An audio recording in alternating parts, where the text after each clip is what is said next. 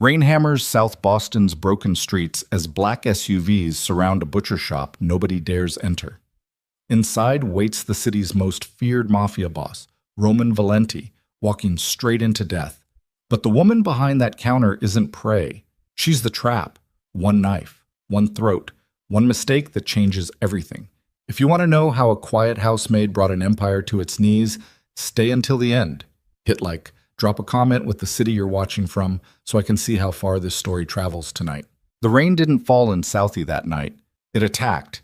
It came down sideways, slapping against brick and glass like it had a grudge against the whole neighborhood, like it knew something ugly was about to happen and wanted a front row seat. Elena Mercer stood behind the counter of her father's butcher shop with blood under her fingernails that wasn't from any animal. Not yet, anyway. The shop smelled like cold metal and sawdust and the ghost of every Sunday roast she'd ever cut for some sweet old lady who couldn't pay full price. The lights buzzed overhead, one bulb flickering like it was nervous too. She wiped her hands on her apron, an old stained thing that used to belong to her father, and looked out the fogged window at the street. She already knew. You live in this neighborhood long enough, you learn the sound of a problem before it ever knocks. Tonight the problem came in the shape of 3 black SUVs gliding to a stop outside her shop, headlights cutting through the rain like blades. Doors opened.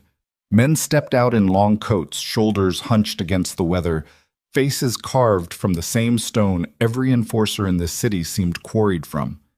Elena's pulse didn't spike. It steadied. That was the thing nobody understood about her. When normal people's hearts went haywire, hers found its rhythm. Years of standing over a cutting board with a blade in her hand will do that. Years of her father's voice in her ear, calm hands cut clean, baby girl. Panic just makes a mess. The bell over the door rang once, sharp, almost violent. We're closed, Elena said without looking up, already reaching for the cleaver resting on the block beside her. Not threatening, just close enough. Don't look closed to me. The voice belonged to a big man, neck like a fire hydrant, knuckles scarred white.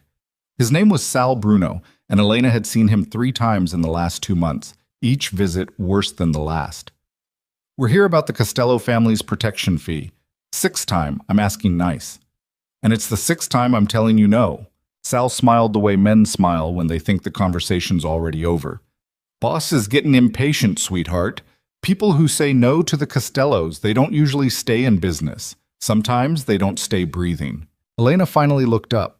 Her eyes were dark, tired in the way that comes from working 2 jobs and sleeping 4 hours a night, but there was something underneath the exhaustion, something sharp, something that had survived more than a butcher shop full of thugs could imagine. You'd be surprised what I stay, she said. That was when Sal made his mistake. He reached across the counter, grabbed her wrist hard enough to bruise, and yanked her forward like she weighed nothing. Maybe you need a lesson in respect, huh? Maybe... He never finished the sentence.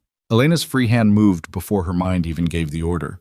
That was the part nobody ever believed later, that her body knew the fight before her brain caught up.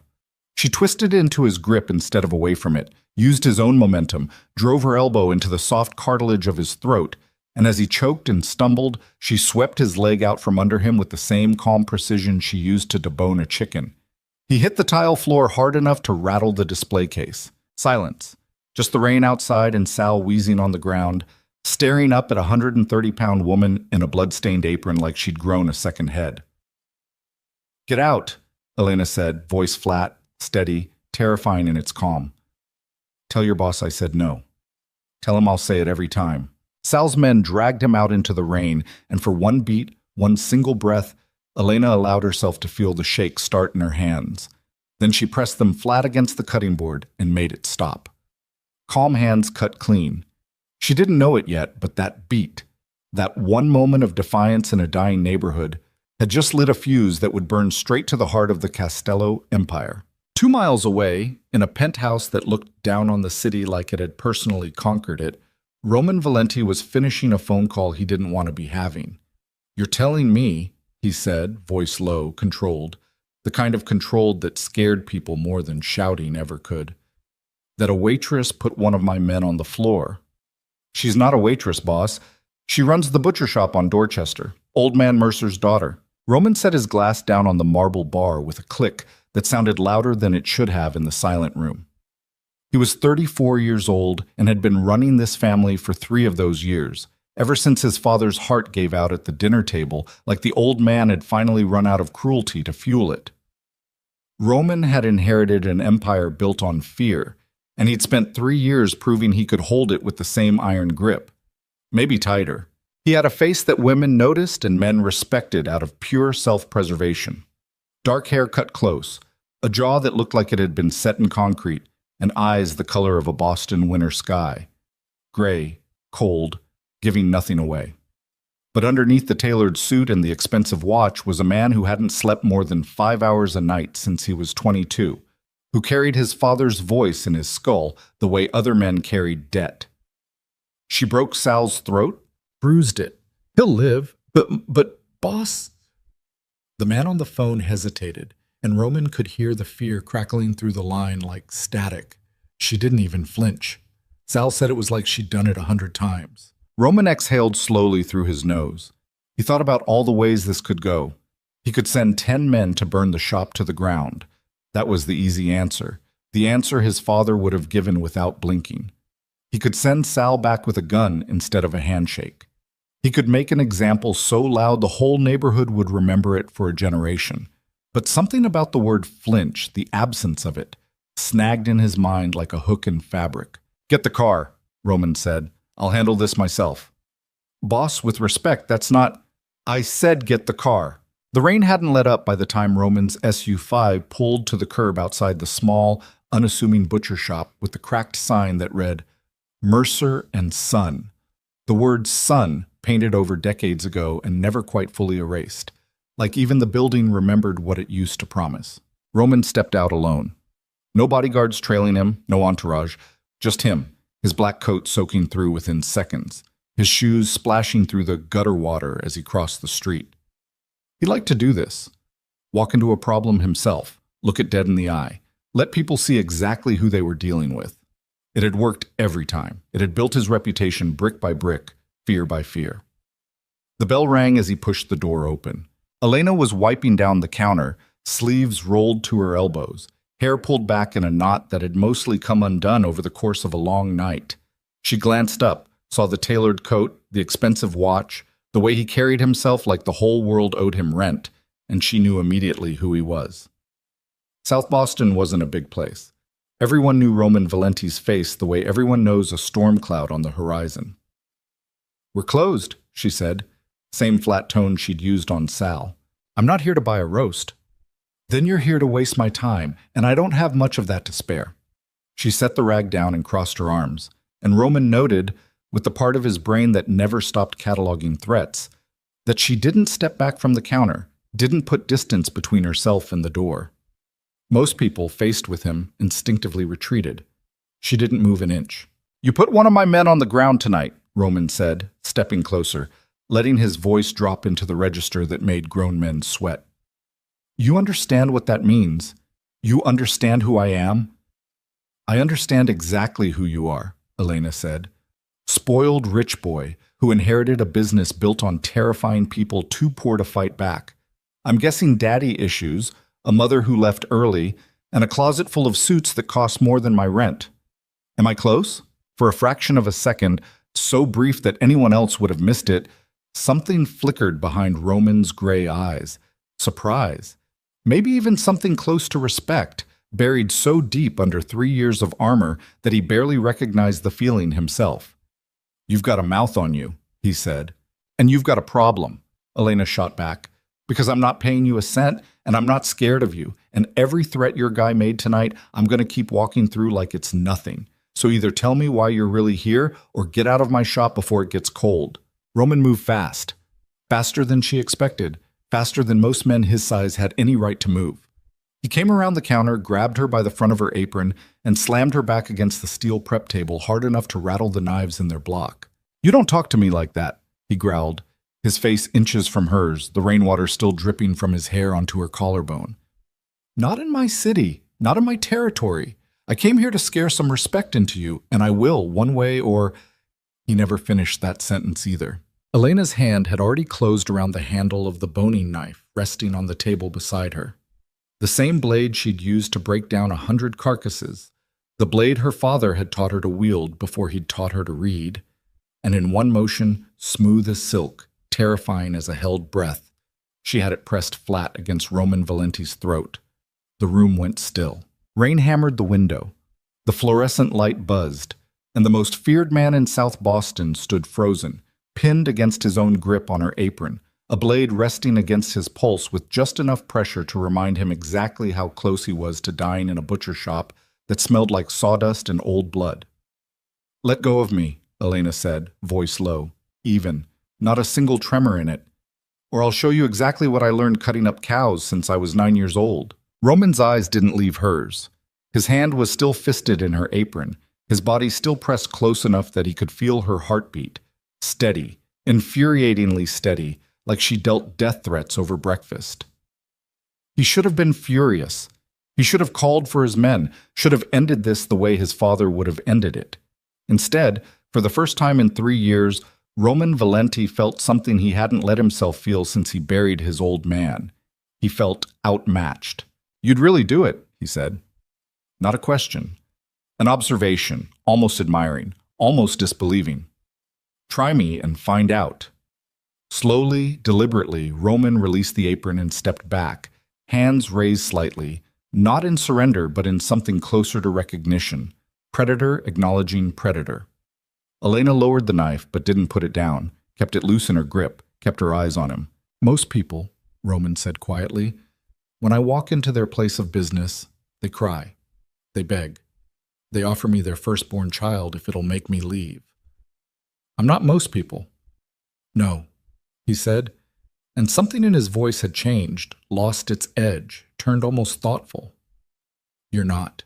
He looked at her properly then, really looked, the way he looked at a contract before he signed it, searching for the trap, the angle, the thing that didn't add up. A woman in her late 20s, exhausted around the eyes, hands rough and scarred from years of labor, standing in a shop that was barely staying afloat, who just held a knife to the throat of a man who could erase her entire existence with one phone call. And she hadn't so much as raised her voice. "What's your name?" he asked. "You already know it. Your guy said it before he came in here making threats." "I want to hear you say it." A beat passed. 2. The rain kept falling. "Elena Mercer." "Elena Mercer," Roman repeated like he was testing the weight of it, filing it away somewhere it would never be erased. "You just made the biggest mistake of your life, or the smartest move anyone's made against me in 3 years. I haven't decided which yet." "Funny," Elena said, finally setting the knife down on the table between them, close enough that her hand could find it again in half a second. "I was about to say the same thing about you." Roman didn't leave. That surprised them both, though neither said it out loud. He pulled one of the 2 mismatched stools from behind the counter and sat down across from her like he had all night, like the rain outside wasn't his problem to deal with, like the empire waiting for him back at the penthouse could survive without him for 1 more hour. "Talk," he said. "Tell me why a woman who clearly knows how to use a knife is running a failing butcher shop instead of doing something that pays better." "It's not failing. It's barely standing. I drove past it for years before tonight. I know what a dying business looks like, Ms. Mercer. I've put a few of them in the ground myself." Elena's jaw tightened, but she didn't look away. "This was my father's shop. He built it from nothing, came over with 2 suitcases and a butcher's apprenticeship, and turned it into something that fed half this neighborhood for 30 years. He died 18 months ago. Heart attack standing right where you're sitting. I'm not letting people like you turn his life's work into a tax write-off for the Costello family." Something passed over Roman's face. Not quite sympathy. He didn't do sympathy, but something adjacent to it. Recognition, maybe. He knew what it was to inherit a dead man's legacy and carry it like a stone in your chest. "Your father," he said slowly. "Marcus Mercer." Elena's eyes narrowed. "How do you know his name?" Roman didn't answer right away. He studied her face, the way her shoulders had gone rigid, the way her hand had drifted back toward the knife without her even realizing it. "Because," he said finally, "your father's name came up in files my father kept locked in a safe most people in the city don't know exists. Files about men who used to know everyone's secrets. Men who could make problems disappear without ever picking up a weapon. There was a fixer who worked this city for 30 years, untouchable, trusted by every family from here to Providence, who knew where every body was buried, literally in some cases.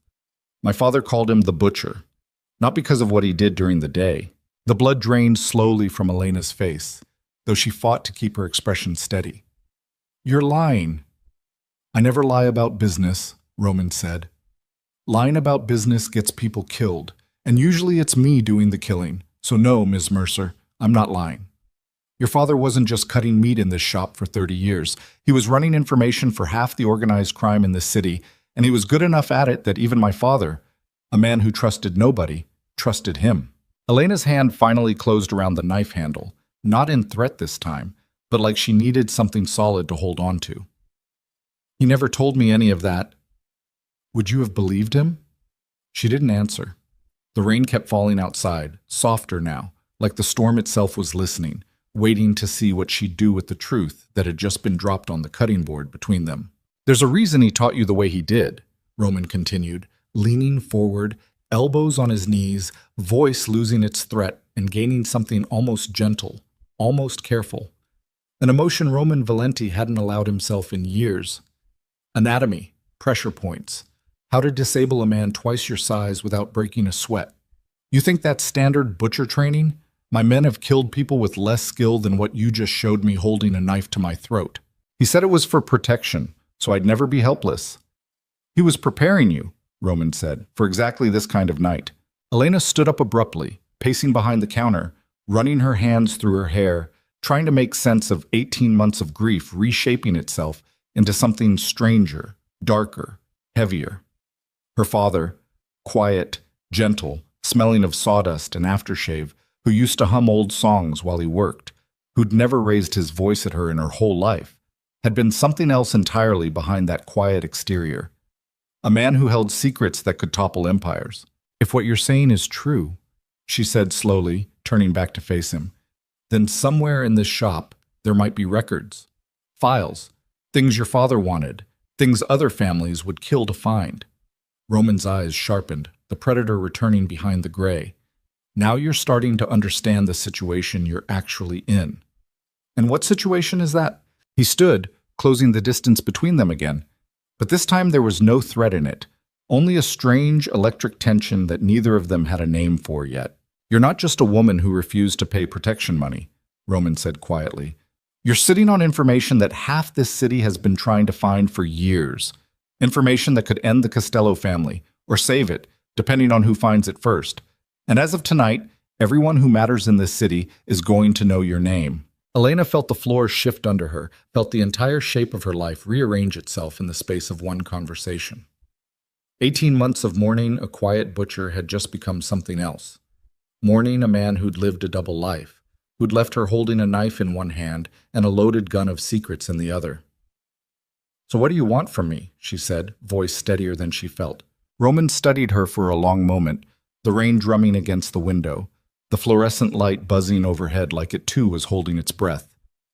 "I want," he said slowly, "to make you an offer you'd be a fool to refuse, and dangerous enough that I half expect you to put that knife back at my throat before I finish saying it.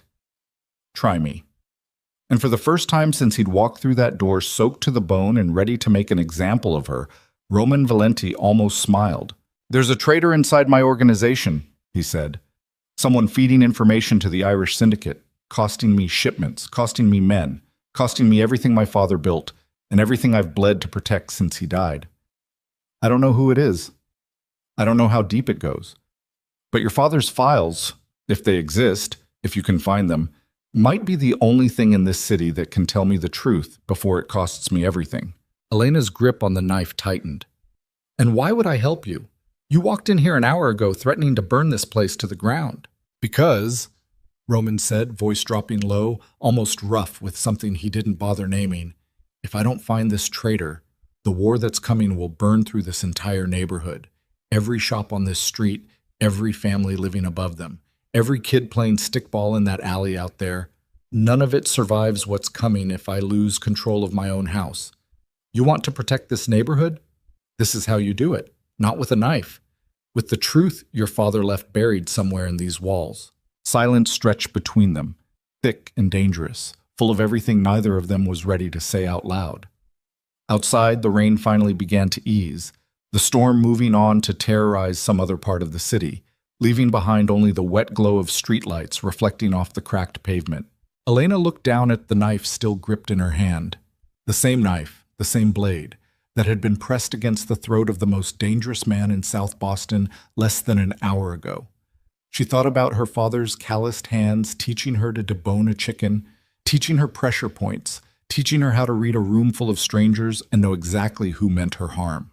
She thought about 30 years of secrets hidden somewhere in this building, waiting, patient, dangerous. She thought about a neighborhood that had already lost too much, and a man standing in front of her offering a deal that could either save it or destroy what little remained of her quiet, careful, exhausting life.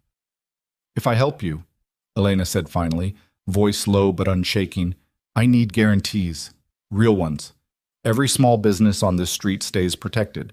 No fees, no threats, no exceptions. And if I find what you're looking for, I decide what happens with it, not you." Roman studied her for a long moment, something shifting behind those cold gray eyes, something that hadn't moved in years. "Done," he said. "That's it, just like that?" "I don't waste time negotiating with people I respect," Roman said, and for the first time since walking through that door, his voice carried no threat at all, only something colder and more dangerous than threat, certainty. "And Ms. Mercer, you've earned more respect in the last hour than most men in my organization earn in a decade." He extended his hand across the counter. Elena looked at it for a long moment, knife still resting in her other palm, the weight of her father's secrets pressing down on her chest like a stone she hadn't known she was carrying until tonight. Outside, the rain finally stopped completely, leaving the street slick and silent and waiting. Elena set the knife down on the cutting board between them, slow, deliberate, a decision rather than a surrender, and shook Roman Valenti's hand. Neither of them said it out loud, but both of them felt it in that handshake, the quiet click of two dangerous lives locking together, the first thread in a partnership that would either save this entire neighborhood or burn it to ash trying. Behind them, somewhere in the walls of a butcher shop that had survived 30 years of secrets, a hidden truth waited to be uncovered. And neither Elena nor Roman yet understood that the traitor they were both hunting was already closer to this counter, closer to this handshake, than either of them could have imagined. The bell above the door rang one final time as Roman stepped back out into the wet Boston night, and Elena stood alone in her father's shop, staring down at her own palm, wondering exactly what she'd just agreed to, and whether her father, wherever he was, would be proud of her or terrified for her. She didn't know yet that this single night, one knife, one handshake, one impossible decision, had just set in motion a war that would shake the entire city to its foundations. And somewhere across town, in the shadows of an organization built on blood and silence, a traitor who'd just learned Elena Mercer's name began making plans of his own. 3 days passed before Roman Valenti set foot in the butcher shop again, and in those 3 days, Elena didn't sleep more than 6 hours total. She told herself it was the cleaning jobs eating her schedule alive, the early mornings scrubbing some banker's marble floors on Beacon Hill, the late nights cutting brisket until her forearms shook. She told herself it had nothing to do with the words the butcher rattling around in her skull like a loose tooth she couldn't stop tonguing. She found the first file on the second night, behind a false panel in the walk-in cooler her father had built himself 20 years ago, the kind of carpentry job that looked like nothing more than bad insulation work unless you knew exactly where to press. Inside, a metal box rusted at the corners, containing photographs, ledgers, names she didn't recognize, and one she did, Costello, written in her father's careful handwriting, dated 11 years back, next to a dollar figure that made her sit down hard on an overturned crate in the cold and just breathe for a while. She hadn't told Roman about the box yet. Some stubborn, bruised part of her wanted to know what she was holding before she handed any of it over. The bell rang at 9:45, after close, and she knew before she looked up that it was him. Nobody else walked like they owned the sidewalk underneath them. "You look like hell," Roman said, stepping in, shaking rain off his shoulders even though tonight the sky was clear. Just habit, she figured. A man who expected weather to turn on him no matter what the forecast said. "Thanks. You always open with compliments?" "I open with the truth. Saves time." He glanced around the shop, taking in the dim lights, the empty display case, the faint copper smell of a day's worth of cutting that never fully left the air. You find anything? Maybe. Maybe's not an answer. It's the only one you're getting tonight. Elena wiped down the counter with more force than the job required, not looking at him. I need to know I'm not handing you a loaded gun pointed at my own head. Roman's jaw tightened. He crossed to the counter, set both hands flat on the steel, leaned in just enough that she could smell rain and cigarettes and something underneath that. Exhaustion, the same bone-deep tired she recognized because she wore it every day herself. You think I'm here to screw you over? I think I held a knife to your throat 3 nights ago and you're still walking around free, which means either you're stupider than your reputation suggests or you want something bad enough to swallow your pride over it. I'm betting on the second one. So yeah, I'm careful. Careful's smart, Roman said. Careful's also going to get you killed if you wait too long deciding who to trust in this. You think the traitor in my organization doesn't already know your name? You think Sal Bruno walked away from this shop with his throat bruised and didn't tell every soldier in a 5-block radius that the Mercer girl put him on the floor? Word travels in this business, Elena. It travels fast, and it travels ugly. She froze for half a second at the sound of her first name in his mouth. He'd never used it before. It landed strange, too intimate for a man who'd come within an inch of breaking her wrist 3 nights ago. Don't, she said. Don't what? Don't say my name like you've earned the right to. Something flickered across his face. Not quite anger, something closer to surprise that she'd called it out at all. Most people didn't push back on him twice in one conversation, let alone over something as small as a name. Fine, he said, voice clipped. Miss Mercer, better? Much. A long silence stretched between them, the fluorescent light buzzing its same nervous hum overhead. Roman straightened up, ran a hand through his hair, and for a moment looked less like the head of a crime family and more like a man who hadn't slept properly in 3 years, which, she would learn later, was exactly true. I lost another shipment last night, he said finally, voice flat, controlled in the way that told her controlling it was costing him something. 40 kilos, gone. Intercepted at the docks before my men even got within a mile of the drop point. Somebody told the Irish exactly where and when. That's the 3rd one this month. You know what that cost me? Not just money. Trust. Every captain under me is starting to look sideways at every other captain. Nobody knows who to believe anymore. And an organization that doesn't trust itself is an organization 6 months from a civil war that's going to spill into streets just like this one. So find the leak yourself. You don't need me for that. I've had 2 men running internal investigations for 5 weeks. Both of them came up empty. Either the traitor's smarter than my best people, or... He stopped himself. Or one of your best people is the traitor, Elena finished. Roman didn't answer. That silence said more than any confession could have. The box stayed hidden 3 more days. Elena told herself it was caution. Really, it was fear. The kind that creeps in slow and makes a home in your chest before you even notice it's moved in. Because the deeper she dug through her father's ledgers at night, after the shop closed and the street outside went quiet, except for the occasional siren. 2 neighborhoods over, the more she understood that her father hadn't just known secrets. He'd traded in them. He'd built relationships with men on every side of every conflict this city had seen in 3 decades. Men who are now dead, in prison, or sitting in penthouses just like Roman's, still pulling strings. And buried in page after page of careful, slanted handwriting, she found something that made her blood run cold.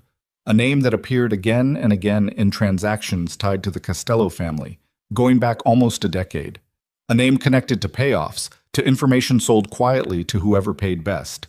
A name she recognized now because she'd heard Roman say it with something close to affection 2 days earlier, mentioning a man who'd been at his father's funeral, who'd practically raised him after his own mother left. Dominic Reyes. Roman's head of security. The man Roman trusted with his life every single day. Elena sat at her kitchen table at 2 in the morning with that page spread out in front of her, and she didn't know what scared her more. The possibility that she was wrong, or the possibility that she was right and would have to be the one to tell him. She found Roman's penthouse without needing to ask for the address. Everyone in this city knew where the Valenti family kept its crown. The doorman recognized her face. Word traveled fast, just like Roman had said, and led her up without a single question, which told her something about how quickly her name had already spread through circles she'd never wanted to be part of. Roman opened the door himself, sleeves rolled up, top button of his shirt undone, a tumbler of something amber in his hand that he hadn't touched in a while based on how the ice had melted down to slivers. "This is new," he said. "You coming to me instead of the other way around. We need to talk, somewhere private. It's 2 in the morning. I know what time it is." Her voice had an edge to it that made him step back and let her in without further argument. The penthouse was exactly what she expected, and somehow nothing like it. Cold marble, floor-to-ceiling windows overlooking a city that owed this man fear, but also, scattered in places he probably thought no one would notice, small evidence of a life underneath the empire. A framed photograph on a side table, faded, of a younger Roman standing next to a woman who must have been his mother, both of them smiling in a way Elena had never once seen on his face. A chess set with pieces arranged mid-game, like he played alone sometimes, against himself, because there was no one left he trusted enough to sit across the board from. "Talk," Roman said, closing the door behind her.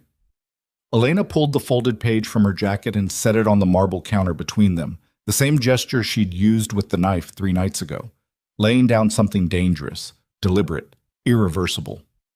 "I found my father's records on the Costello family's payment history. There's a name in there that shows up too many times to be a coincidence." Roman picked up the page. She watched his eyes move down the lines, watched the exact moment the muscle in his jaw started to twitch, watched the tumbler of melted ice slip slightly in his grip before he set it down hard enough to crack against the marble.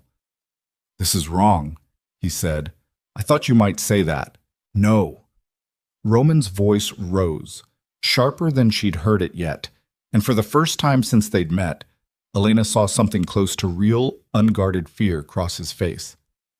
"You don't understand. Dominic's been with this family longer than I've been alive. He carried my father's casket. He taught me how to shoot a gun when I was 11 years old because my father was too busy running an empire to bother. This can't be right. I'm not telling you what to believe. I'm telling you what's written in 11 years of my father's ledgers, in his own handwriting, with dates and dollar amounts that line up exactly with every shipment your organization's lost in the last decade." Roman slammed his hand flat against the counter, the sound cracking through the silent apartment like a gunshot, and Elena's body tensed automatically, every muscle ready to move, ready to defend, even standing in the home of the man who'd hired her for exactly this kind of information. "You think I don't know what it looks like?" Roman snapped. "You think I haven't run every scenario in my head 100 times since you handed me this? But Dominic's the one man in this whole organization who's never once given me a reason to doubt him. He's the one who told me to be careful around you. He's the one who said this whole alliance was a mistake from the start, that I shouldn't be trusting some butcher's daughter with information that could burn my entire operation to the ground." The words landed like a slap. Elena's spine straightened, her chin lifted, and when she spoke, her voice had dropped into the same dangerous calm she'd used the night she put a knife to his throat. "So that's what this is. You came running to me with a problem you couldn't solve yourself, made promises about protecting my neighborhood, shook my hand like it meant something. And the second I bring you an answer you don't like, suddenly I'm just some butcher's daughter who can't be trusted." "That's not what I said." "It's exactly what you said." She stepped closer, close enough now that he could see the exhaustion carved into the skin under her eyes, the 3 sleepless nights, the weight of a dead father's secrets she hadn't asked to inherit. "You want to know something, Roman? My father spent 30 years keeping secrets for men exactly like you. Men who used him when it was convenient and looked at him sideways the second the truth got uncomfortable. He died with a heart that gave out from carrying all of it. And you know what I learned watching him do that? I learned that loyalty to men like you is a one-way street that runs straight into a grave. Don't talk about something you don't understand. I understand plenty.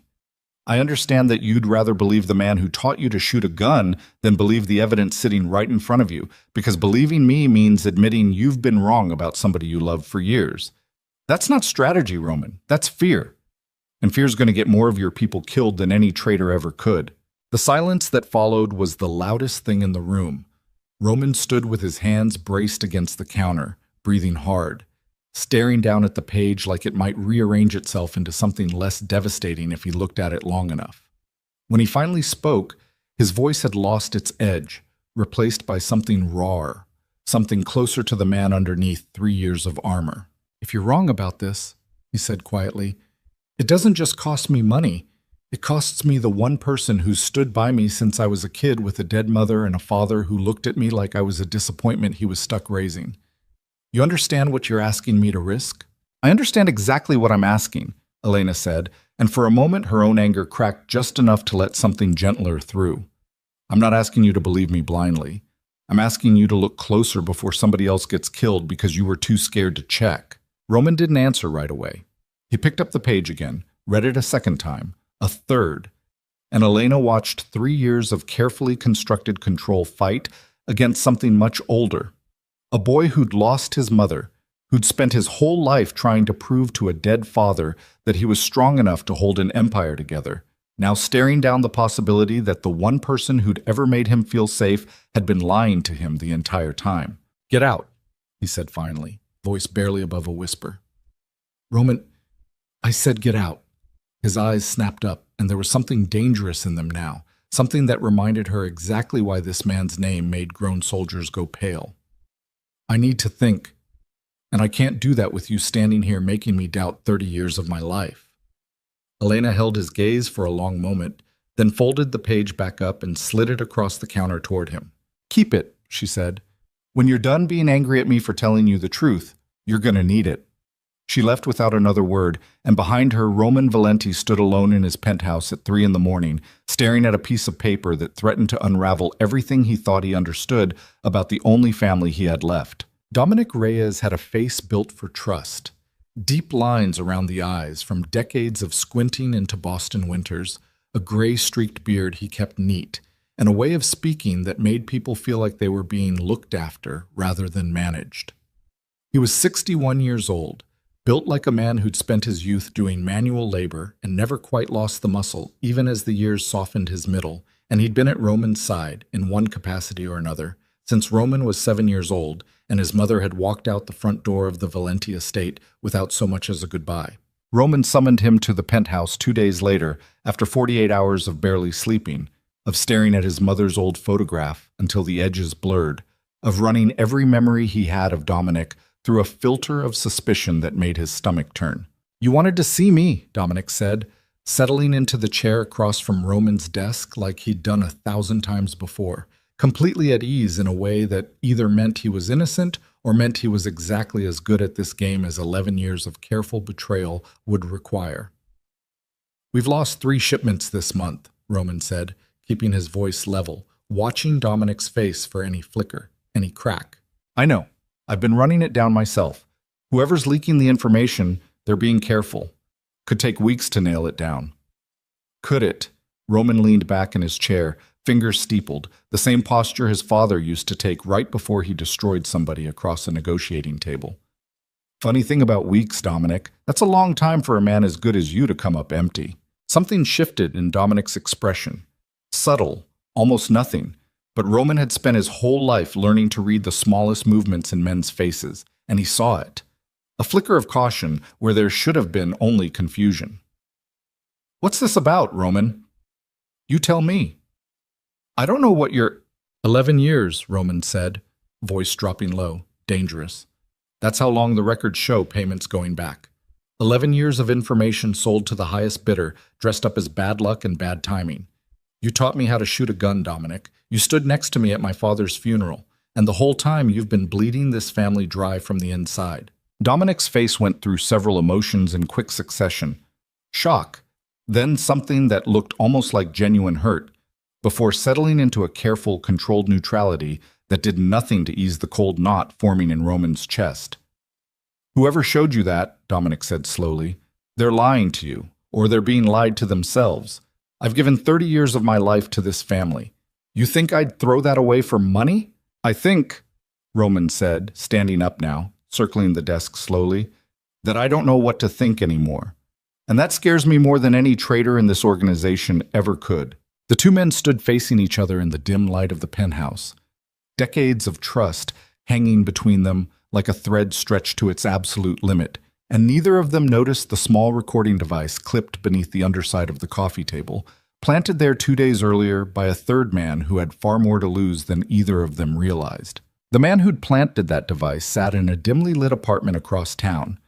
3 different burner phones spread across a cluttered table, listening to the conversation play back through a cheap earpiece with a satisfaction that bordered on giddy. His name didn't matter yet. Wouldn't matter, not until the very end when the truth finally cracked open like a skull under a blunt object. But for now, he existed only as a shadow moving through Roman Valenti's organization, close enough to be trusted, distant enough to never be suspected. He'd spent years building this position. Years of small favors, careful loyalty, perfectly timed absences whenever something needed to go wrong.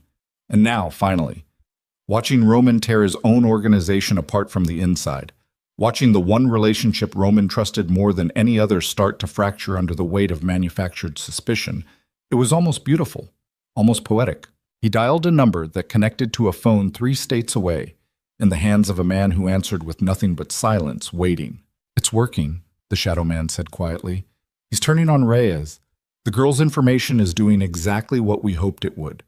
Give it another week, maybe 2, and Roman Valenti is going to destroy the only loyal man he has left, all by himself, with his own hands. And once Reyes is gone, once the one man who could actually protect this organization is out of the picture, then we move," the voice on the other end said, "and there won't be anyone left standing between us and everything Valenti's father built." The line went dead. The shadow man leaned back in his chair, smiling at the ceiling, while 2 miles away Roman Valenti and Dominic Reyes stood locked in a standoff neither of them fully understood the true cost of yet. Elena didn't hear from Roman for 5 days after she walked out of his penthouse. 5 days of working the cleaning route at dawn, the butcher shop at dusk, her hands moving through familiar motions while her mind stayed tangled in everything she'd uncovered. Her father's double life, the weight of secrets that had apparently gotten him killed slowly over 30 years, even if it was technically a heart attack that took him, and the question of whether she'd just handed Roman Valenti a weapon that would tear his entire world apart, justly or not. On the 6th day, she found her shop's back door forced open. She noticed it the second she stepped into the alley behind Mercer and Son. The heavy steel door that should have been locked, standing ajar by half an inch. The kind of detail that wouldn't register to most people, but screamed at her like an alarm bell. She'd grown up in this building. She knew every sound it made, every shadow it cast, every inch of its geography down to the loose floorboard by the walk-in cooler. And right now, every instinct her father had drilled into her since childhood was screaming that something was deeply, dangerously wrong. She didn't call out. She didn't run. She moved the way her father had taught her, slow, silent, weight distributed evenly across the balls of her feet, breath controlled into a rhythm that wouldn't betray her position. The boning knife was already in her hand before she consciously decided to reach for it, pulled from the magnetic strip just inside the door, cool steel grounding her racing pulse into something usable. The shop was dark except for the dim glow of the streetlight filtering through the front windows. She heard it before she saw it. A drawer sliding open somewhere in the back office. The soft rustle of paper, someone searching with practiced, careful hands. She rounded the corner into the back hallway and found a man in dark clothes hunched over her father's old desk, flashlight clenched between his teeth, hands rifling through the files she'd pulled from the hidden cooler panel 3 nights ago, and foolishly left stacked in a drawer she'd thought was safe. Her breath caught. Every cell in her body screamed at her to retreat, to call for help, to do anything other than what she actually did, which was step fully into the doorway and say, in a voice far steadier than she felt, "Looking for something?" The man's head snapped up. He was younger than she expected, maybe late 20s, with the kind of nervous energy that told her this wasn't a professional, not really. Somebody hired in a hurry, somebody desperate or paid just enough to take a stupid risk. He didn't hesitate. He lunged. What happened next took less than 11 seconds. Though later, replaying it in her mind at 3 in the morning, it would feel like it stretched into something much longer, an eternity measured in adrenaline and instinct. He swung the flashlight at her head. She ducked under it and drove her shoulder into his ribs, using his own forward momentum the way her father had taught her 100 times over a butcher's block, redirecting force instead of meeting it head-on. He staggered, gasping, and she followed with a strike to the side of his knee that buckled him sideways into the filing cabinet with a crash loud enough to rattle the windows. He came up swinging again, wild, desperate, and this time his fist connected with her jaw hard enough that she saw white for half a second, tasted copper, felt her own knife slip from her grip and skitter across the floor. Pain bloomed bright and immediate along her cheekbone, and for one terrifying instant her body wanted to freeze, wanted to curl inward and protect itself the way every untrained instinct screamed at her to do. She didn't let it. Calm hands cut clean. Panic just makes a mess. She drove her palm upward into his nose with everything she had left, felt cartilage give way under the impact, heard him scream and stumble back, blood pouring down over his mouth, and in the half-second of his disorientation, she grabbed the heavy iron meat tenderizer from the counter and swung it hard into the back of his shoulder, dropping him to his knees. "Who sent you?" she demanded, breathing hard, blood from her split lip dripping onto the tile floor between them. He didn't answer. He scrambled, half-blind with pain, toward the back door, and she let him go.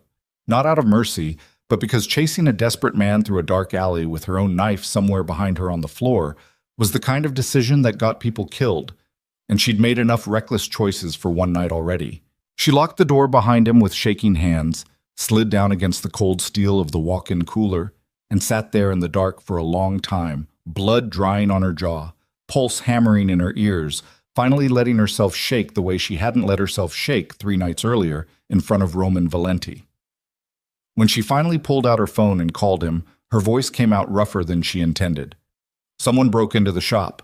There was a pause on the other end, sharp and silent, before Roman's voice came back low and urgent in a way she hadn't heard from him before.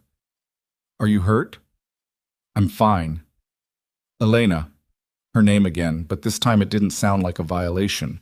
It sounded like something closer to fear. "Are you hurt?" "He got a hit in. Split my lip. I'll live." She closed her eyes, leaned her head back against the cold metal door. "He was after the files, the ones I pulled from the cooler. Somebody knows what I found, Roman. Somebody knows, and they sent someone to make sure I never had the chance to show it to anybody else." The silence on the other end of the line stretched long enough that she thought the call had dropped. "I'm coming," Roman said finally, voice tight with something raw and unguarded. "Don't move. Don't open that door for anyone but me." "Roman, I should have never let you walk out of my apartment angry," he said, words coming faster now, edged with something that sounded almost like guilt. "I should have put men on that shop the second you handed me that page. I was too busy being angry about Dominic to think straight, and now you're sitting there bleeding because of it. This isn't your fault." "It's exactly my fault." His voice cracked, just slightly, just enough for her to hear the man underneath the empire. "I'm 15 minutes out. Don't you dare move." He hung up before she could argue further, and Elena sat alone in the dark of her father's shop, blood drying on her chin, the iron tenderizer still clutched in her free hand, staring at the spot on the floor where her knife had skittered away from her for the first time in years, and understanding with a cold certainty that settled into her bones, that whatever fragile alliance she'd built with Roman Valenti had just stopped being a transaction. It had become something far more dangerous, something that could get them both killed.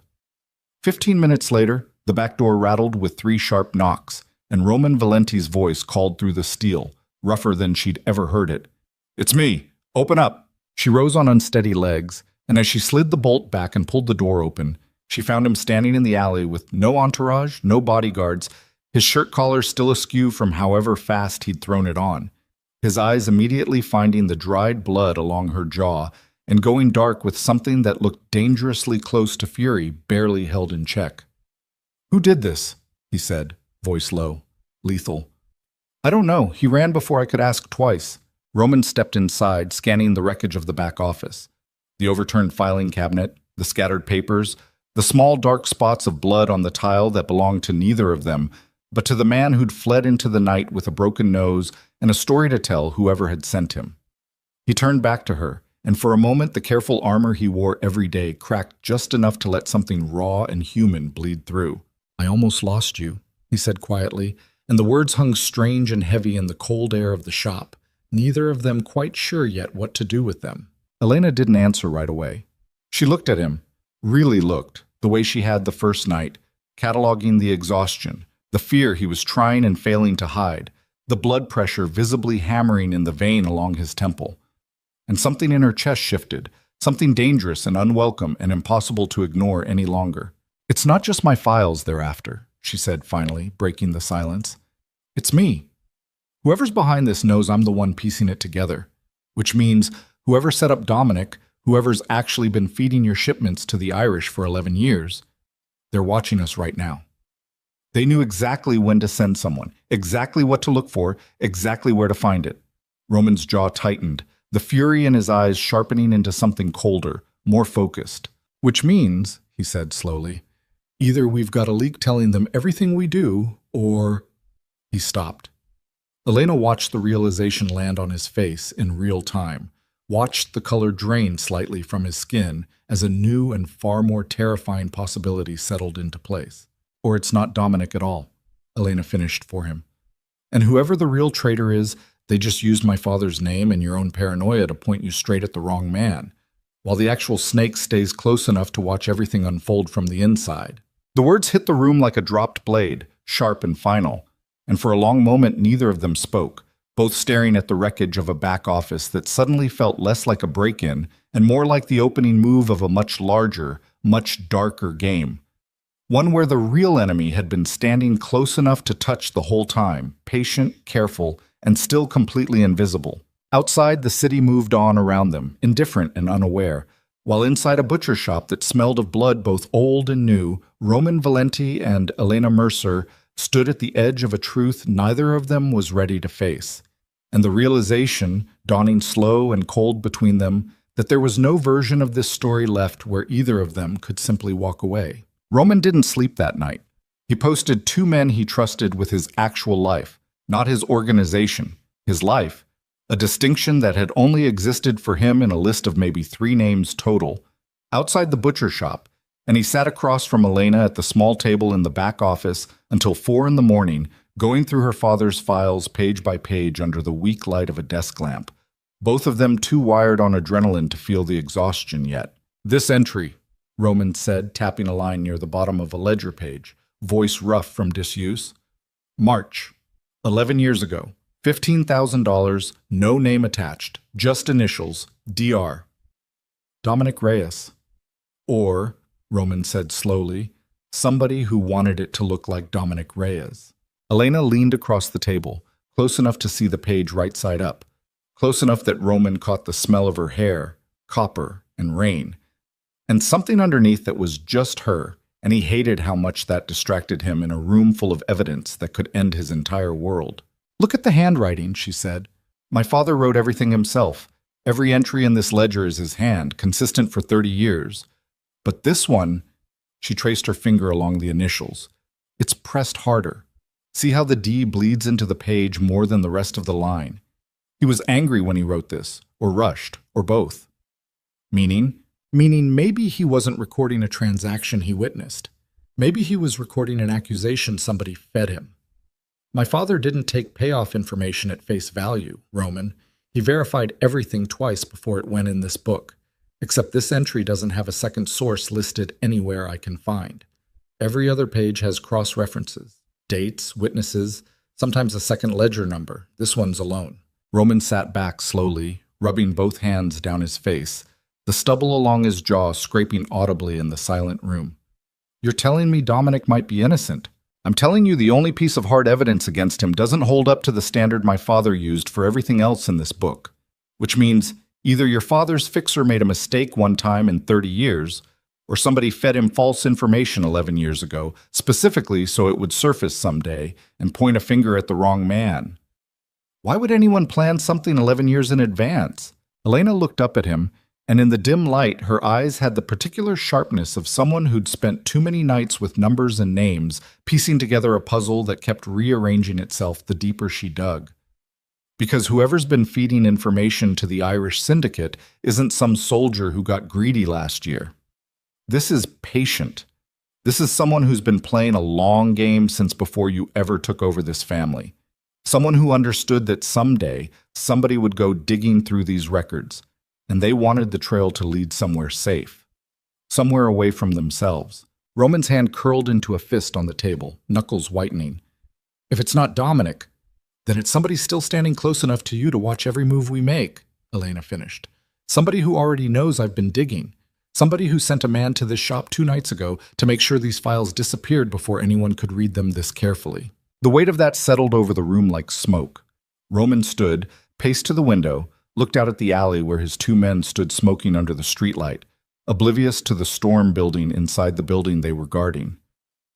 "I need to talk to Dominic," he said finally. "Tonight, before this goes any further." "Roman, if you're wrong about clearing him too fast—" "I'm not clearing him," Roman snapped, turning back, and there was something raw in his voice now, something that had been building for days. "I'm trying to undo the damage I already did by accusing a man who's been loyal to this family longer than you've been alive, based on evidence you're now telling me might be garbage. You understand what I did to him 2 days ago? I looked him in the eye and called him a traitor. I made him sit there and watch me doubt 30 years of his life over a piece of paper. If I was wrong about that—" "You don't know you're wrong yet," Elena said, standing too, voice firm. "You only know the evidence is shakier than we thought. That's not the same as innocent. Don't let guilt make you sloppy, Roman. That's exactly what got my father killed slow, trusting the wrong men because the alternative felt too painful to consider." Roman stared at her for a long moment, something complicated moving behind his eyes.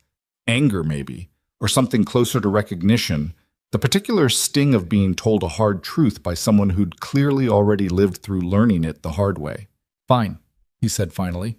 "We do this together. We go to Dominic, we lay out everything, the inconsistency in the ledger, the break-in, all of it, and we watch his face while we do it.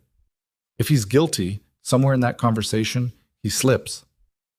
And if he's not?" Roman's jaw tightened. "Then I owe him an apology I don't know how to give, and we're back to square one with the traitor still walking around free inside my organization." They found Dominic Reyes at his apartment in Charlestown, a modest 2-bedroom that looked nothing like the home of a man who'd supposedly been skimming 6 figures off his organization for over a decade. The furniture was old, comfortable, lived in. A recliner with a permanent dent in the cushion, photographs on the wall of Dominic with his late wife. Photographs of Roman as a child, gap-toothed and grinning, sitting on Dominic's shoulders at what looked like a 4th of July barbecue 25 years gone. Dominic opened the door himself, already dressed despite the hour, like he hadn't been sleeping either. His eyes moved from Roman to Elena and back, and something tired and resigned settled into his expression. "Come to finish what you started the other day?" he said, voice flat. "We need to talk," Roman said. "All of us." Dominic stepped back to let them in, and the 3 of them stood in his small living room under the watchful eyes of photographs spanning 3 decades of loyalty, while Roman laid out everything: the ledger entry, the inconsistency Elena had found, the break-in at the shop, the strange precision of someone who'd known exactly where to look and exactly what to take. Dominic listened without interrupting, his weathered face giving away nothing until Roman finished, and then he was quiet for a long moment, staring down at his own hands, hands that had taught Roman to hold a gun steady when he was 11 years old and terrified of his own father. "You think I'd sell out this family," Dominic said finally, voice low, "and you waited until somebody broke into a butcher shop and assaulted this young woman before you started questioning whether the evidence even held up." "I'm sorry," Roman said, and Elena watched something in him crack open that she suspected hadn't cracked open in front of another human being in a very long time. "I should have looked closer before I came at you like that. You've never given me a reason to doubt you, and I let 3 days of fear make me forget that." Dominic's eyes were wet, though his voice stayed steady. 30 years, Roman. I carried your father's casket. I held you the night your mother walked out and you cried so hard you made yourself sick, and I never once told a living soul because I knew you'd hate that anybody saw you that broken. And the second somebody hands you a piece of paper with my initials on it, you're ready to believe I'd burn all of that down for money. I know, and I'm sorry, and it's not enough. But it's what I've got right now." The older man wiped a hand roughly across his face, composing himself, and when he spoke again his voice had steadied into something more useful. The voice of a man whose actual skill set was security, investigation, finding the threads other people missed. "If somebody planted that entry 11 years ago," Dominic said slowly, "they had to have access to whoever your father's fixer was reporting to. They had to know the information would eventually surface in a way that pointed at me specifically. That's not random. That means whoever did this knew, even back then, that someday there'd be a reckoning, and they wanted me sitting in the blast radius when it happened." "Who had that kind of access 11 years ago?" Elena asked. Dominic's face went very still, the color draining slightly from his weathered skin. There's a short list, captains who were already established back then, people who'd have been trusted enough to be in rooms with information like that. He paused, swallowing hard. Marco Castellano, Tommy Russo, and... He stopped. And who? Roman pressed. Dominic looked up, and the fear in his eyes was a different kind than anything Elena had seen on him yet. Not fear for himself, but fear of what he was about to say, fear of the relationship it would shatter. Anthony Ricci, he said quietly. Your father's right hand for almost 15 years before he died. The man who trained half your current captains. The man who's been advising you since you took over, who sat in on every major decision you've made for the last 3 years. Roman went pale. Anthony's been loyal to this family since before I was born. So was I, as far as anyone knew 2 days ago, Dominic said, and the words landed with brutal, undeniable weight. They found Anthony Ricci at the social club on Hanover Street that the Costello family had used for 40 years as a meeting place, dressed up as a legitimate Italian social organization. Card games in the back room, espresso served by old women who'd been making it the same way since before Roman was born. The whole place smelling of cigar smoke and decades of careful business conducted under the cover of friendly conversation. Anthony was 68 years old, silver-haired, immaculately dressed even on an ordinary Tuesday night, the kind of man who carried himself with the unshakable confidence of someone who'd survived 4 decades in organized crime by being smarter and more patient than everyone around him. He sat at his usual table near the back, playing cards with 3 other old men. And when Roman walked in with Dominic and Elena trailing behind him, Anthony's face broke into a warm, easy smile that gave absolutely nothing away. Roman, he said, rising to embrace him, and Dominic, and... His eyes flicked to Elena with polite curiosity. I don't believe we've met. Elena Mercer, Roman said, watching Anthony's face carefully for any reaction to the name. There was none. Either Anthony was innocent, or he was the best liar Roman had ever encountered in his entire life, which, given the stakes, was a possibility that made Roman's stomach turn cold. Marcus Mercer's girl, Anthony said, and something flickered briefly behind his eyes. Recognition, but careful, controlled. I knew your father, good man, quiet, kept his word, which is rarer than you'd think in this business. That's actually why we're here, Roman said, gesturing toward an empty table in the corner, away from the other card players, away from prying ears. We need to talk, privately. Anthony's smile didn't waver, but something behind his eyes sharpened, calculating, and Roman felt the first cold thread of real suspicion settle into his chest as they sat down at the small table in the back of the club, the smell of espresso and cigar smoke thick around them. What's this about, Roman? 11 years ago, Roman said, watching every micro-expression on the old man's face with the focus of a man who'd learned to read danger in small movements long before he'd learned to read anything else. Somebody fed false information into my father's old fixer's records. Information designed to point suspicion at Dominic, here, for crimes someone else committed. We need to know who had access to plant something like that. Anthony's hands, resting on the table, went very still. It was a small thing. Most people wouldn't have noticed it at all. But Roman had spent 3 years learning exactly the kind of stillness that meant a man was choosing his next words with extreme care. That's a serious accusation to bring without proof, Anthony said slowly. We're not accusing you, Elena said, leaning forward, watching him with the same predatory patience she'd used the first night with Roman. We're asking who else had the access. You worked closely with my father for years. You'd know who he trusted with sensitive information, who could have gotten close enough to plant something like this without raising suspicion. Anthony was quiet for a long moment, his eyes moving between the 3 of them, and when he finally spoke, his voice had lost some of its earlier warmth, replaced by something more careful, more guarded. Your father was a careful man, Elena. He didn't let many people close to his real work.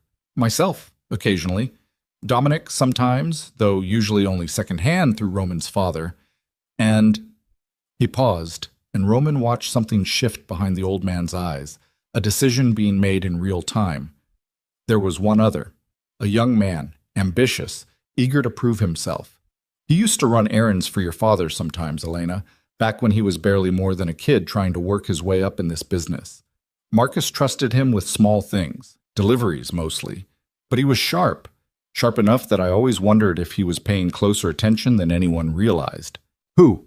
Roman said, voice tight. Anthony's gaze settled on Roman with something that looked, for the first time all night, genuinely sad.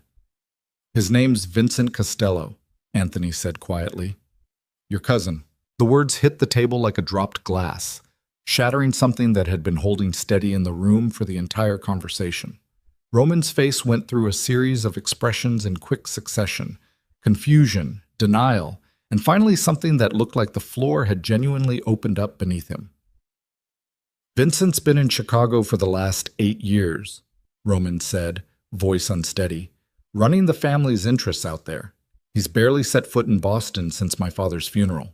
"Exactly," Anthony said, "far enough away to never be suspected, close enough, through family blood, to have access to information nobody would think to question. And ambitious enough, Roman, to have wanted exactly what you have. He was always angry, even as a boy, that the family business went to your father's line instead of his. I remember him at family gatherings, watching you with something that wasn't quite hatred, but wasn't far from it either. Children notice these things even when adults pretend not to." Roman sat back hard in his chair, the breath leaving his body like he'd been struck. Elena watched him process it, watched 34 years of family history rearrange itself around a name he hadn't considered a threat in a decade. Watched the particular horror of realizing that the danger closest to you had been wearing the most familiar face the entire time. "He came back to Boston 3 weeks ago," Dominic said suddenly, his voice tight, eyes wide with the dawning horror of connecting dots that had been sitting in front of him the whole time. "I logged it myself. He said it was a family visit, said he wanted to pay respects at his uncle's grave on the anniversary. I didn't think anything of it. He's family, Roman. He had every right to come back without raising suspicion." 3 weeks, Roman repeated, voice hollow. "The shipment started disappearing 3 weeks ago." The silence that followed was the kind that physically pressed against the chest, thick and suffocating, full of every piece finally clicking into a shape none of them wanted to see. Anthony reached across the table and laid a weathered hand briefly on Roman's arm, an old man's gesture of comfort that did nothing to soften the devastation written across Roman's face. "I should have told you the moment I noticed him back in town," Anthony said quietly. "I told myself it was nothing. Family visiting family. I didn't want to be the man who turned the family against its own blood without proof. I'm sorry, Roman. That hesitation might have cost you more than either of us realizes yet." Roman stood up so fast his chair scraped hard against the floor, several heads at nearby tables turning toward the noise before quickly looking away, the old instinct of men who'd spent their lives learning when not to notice things. "I need air," he said, voice rough, and walked out of the club without waiting for anyone to follow. Elena found him outside, leaning against the brick wall of the building, one hand pressed flat against the cold stone, breathing hard, his whole body coiled with a tension that looked one wrong word away from breaking something. A wall, a window, himself. "Roman, don't!" His voice came out strangled. "Just give me a second." She gave him several. The street was quiet, the kind of late-night quiet that settles over a city when even the criminals have mostly gone home. And Elena stood a few feet away, watching him fight some internal battle she could only partially understand. The particular agony of learning that the danger inside your own family had been there for years, patient, watching, waiting for exactly the right moment to strike. "He used to visit when I was a kid," Roman said finally, voice still rough, still unsteady. "Before his father, my uncle, got pushed out of the family business when I was maybe 10. There was a whole thing, a power struggle. My father came out on top, and Vincent's side of the family got sent to Chicago to run things out there as a consolation prize that everybody understood was really an exile. I remember Vincent being angry about it, even as a teenager. I remember him telling me once, half joking, that someday things would be different. I never thought—" He stopped, pressed his palm harder against the brick, knuckles whitening. "I never thought he'd spend a decade planning to destroy everything my father built. Everything I've spent 3 years trying to hold together. And the whole time, I was so focused on watching the people closest to me, I never once looked at the family member who had every reason in the world to want me gone." "You couldn't have known," Elena said. "I should have known." Roman turned to face her, and the look on his face was something she hadn't seen from him before. Not anger, not the cold control he wore like armor, but something closer to grief, raw and unguarded. I spent 3 years building walls around the people I trusted, terrified somebody close to me would betray the family. And I never once thought to look at blood, because blood was supposed to be the one thing that didn't lie, the one thing that didn't have a price tag. Blood lies all the time, Elena said quietly, and something in her voice made Roman look at her more closely, made him hear the weight underneath the words. My father spent 30 years protecting secrets for men who would have sold him out in a heartbeat if it served them better. Family doesn't mean loyalty, Roman. It just means proximity. Sometimes that's the most dangerous thing of all. Roman studied her for a long moment, the city lights catching the exhaustion and the steel underneath it in her eyes. And something in his chest shifted. Something that had nothing to do with the case, nothing to do with strategy or evidence or 11-year-old ledger entries, and everything to do with the fact that this woman, who'd had every reason to walk away from this mess a week ago, was still standing here in the cold at 1 a.m, helping him hold together an empire that wasn't even hers to save. "Why are you still here?" he asked quietly. "You got your deal, protection for the neighborhood, for your shop. You could have walked away the second you handed me that ledger page." "I could have," Elena agreed. "So why didn't you?" She was quiet for a long moment, and when she finally answered, her voice had lost some of its usual steel, replaced by something more honest than either of them had allowed themselves yet. "Because somebody broke into my father's shop and put their hands on me trying to find those files. Because whoever's behind this, your cousin, apparently, doesn't care who gets hurt clearing his path to whatever he wants. And because I'm tired of watching men like that win just because the people standing in their way are too scared or too tired or too alone to keep fighting." She met his eyes directly. "My father fought quietly his whole life, and it still killed him slow. I'm done fighting quietly." Roman's hand moved before he fully decided to let it, reaching out, brushing his thumb gently along the faint yellow-green bruise still visible on her jaw from the break-in 3 nights earlier, a gesture so careful, so at odds with everything the world knew about Roman Valenti that Elena's breath caught despite herself. "I'm sorry you got pulled into this," he said quietly. "I'm not." The words surprised her as much as they surprised him. "I spent 18 months grieving a man I thought I understood completely, only to find out he was someone else entirely underneath the apron and the quiet voice. This," she gestured vaguely between them, at the club behind them, at the whole tangled mess of betrayal and blood and broken trust, "this is the closest I've come to actually understanding who he really was. I'm not sorry for that, even if it gets me killed." "Don't say that." "It's the truth." Roman's hand stilled against her jaw, and for a long, charged moment, neither of them moved, the cold January air doing nothing to cool the heat building between them. Two people who'd started this as strangers and somewhere in the last week had become something neither of them had a name for yet, something dangerous, something that felt like it might burn down everything around them if either of them gave it room to grow. The moment broke when Dominic stepped out of the club behind them, clearing his throat with the deliberate awkwardness of a man who'd absolutely seen what he'd just interrupted and chosen, out of decades of discretion, to pretend he hadn't. "Anthony's got more," Dominic said. "You're going to want to hear this." Back inside the club, Anthony was waiting with a folder he'd apparently retrieved from somewhere in the back office, his earlier warmth replaced by a grim, business-like focus that suggested he understood exactly how dangerous the next several minutes were about to become. "I did some checking while you two were outside," Anthony said, sliding the folder across the table. "Called in a few favors with people who track movement in and out of this city. Vincent's been seen at 3 separate locations in the last 2 weeks, all of them connected, directly or indirectly, to the Irish Syndicate's known operations." Roman flipped open the folder, scanning surveillance photographs that made his stomach drop further with each page. Vincent Costello, his own cousin, meeting in dimly lit parking garages with men Roman recognized immediately as lieutenants in the rival organization that had been bleeding his family dry for months. "This isn't a coincidence anymore," Roman said, voice flat with disbelief. "It never was," Anthony said grimly. "But there's something else, something worse." He pulled out one final photograph, sliding it across the table with visible reluctance. "This was taken 4 days ago, outside your penthouse, Roman. The photograph showed Vincent Costello standing across the street from Roman's building, looking up at the windows with an expression that, even frozen in a grainy surveillance shot, radiated something cold and calculating. And standing beside him, deep in conversation, was a face Roman recognized instantly. A face that made the entire room tilt sideways beneath him. Sal Bruno. The man Elena had put on the floor of her butcher shop the very first night this whole nightmare began.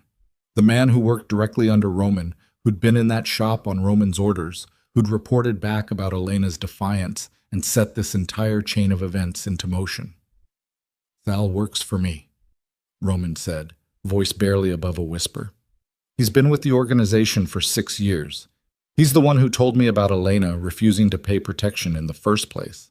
And now he's meeting with your cousin in the middle of the night, 4 days before somebody broke into Miss Mercer's shop looking for exactly the kind of evidence that would expose this whole operation," Anthony said grimly. "I don't think that's a coincidence either, Roman. I think Sal's been reporting back to Vincent the entire time. I think the night he walked into that butcher shop demanding protection money wasn't really about protection money at all. I think Vincent already knew about your father's old fixer, already suspected Marcus Mercer kept records somewhere, and sent Sal in specifically to provoke a confrontation that would draw your attention to that shop."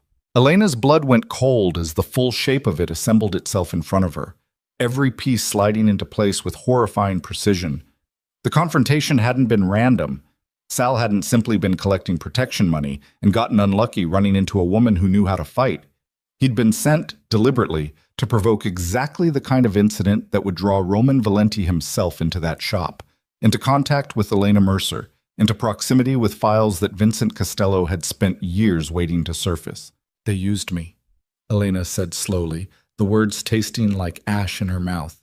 "From the very first night. They knew about my father's records. They wanted Roman to find out, wanted him to come to me, wanted this entire investigation to happen exactly the way it did.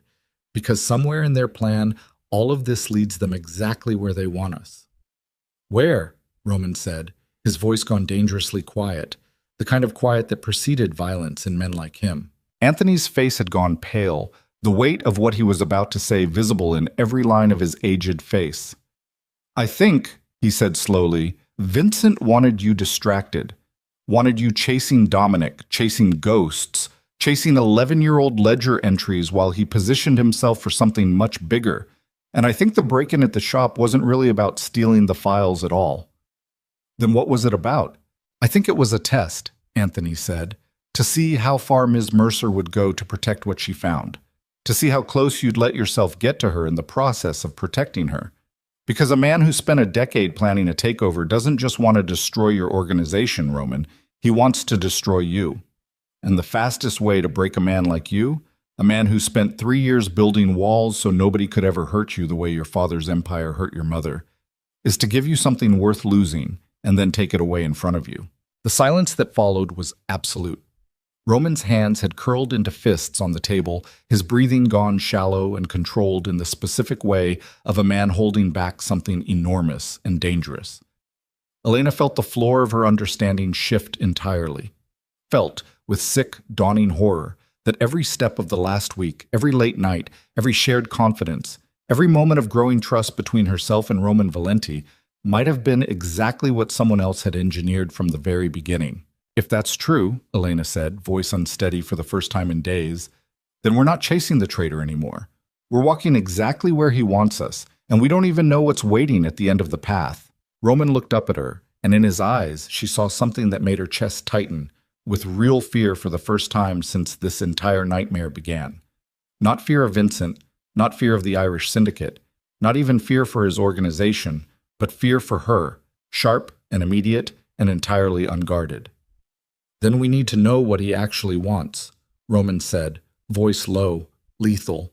"Because if Anthony's right, if all of this was designed to get us exactly here, exactly now," he didn't finish the sentence. He didn't need to. Because at that exact moment, Dominic's phone began ringing, loud and sharp in the tense silence of the club, and when he answered it, his face went the color of old ash within seconds, his hand beginning to shake around the device. "What?" Roman demanded. "What is it?" Dominic lowered the phone slowly, his eyes finding Elena's with something close to horror. It's one of the men I posted outside the butcher shop, he said, voice barely steady. He says there are armed men moving into position around the building right now. He says it doesn't look like a robbery. He says, Dominic's voice cracked. He says it looks like they're not there for the shop at all. He says they're going in to make sure nobody who's in there walks out. The room seemed to tilt sideways. Elena's stomach dropped through the floor, ice flooding through her veins as she realized, with horrifying clarity, exactly who Vincent's men would expect to find inside that shop at this hour. The place where this entire war had started. The place that held the only physical evidence connecting everything together. The place where, even now, 3 of her father's old hidden files sat unguarded, except for 2 men who'd just been ambushed before they could even radio a proper warning. Roman was already moving, grabbing his coat, his face transformed into something cold and lethal that Elena hadn't seen since the very first night he'd walked into her shop, intending to make an example of her. We need to go, now. Roman, if they're already in position, then we're already out of time, he said, grabbing her hand and pulling her toward the door. Dominic and Anthony scrambling to follow, the warmth of the social club giving way to the brutal cold of the Boston night, as all 4 of them burst out onto the empty street, racing toward cars, toward weapons, toward a shop that held everything they'd uncovered and everyone Elena had left in this world to lose. And somewhere across the city, in the flickering fluorescent light of Mercer and sun, armed men were already moving silently through the shadows of the alley, closing in on the back door that had been forced open once already this week.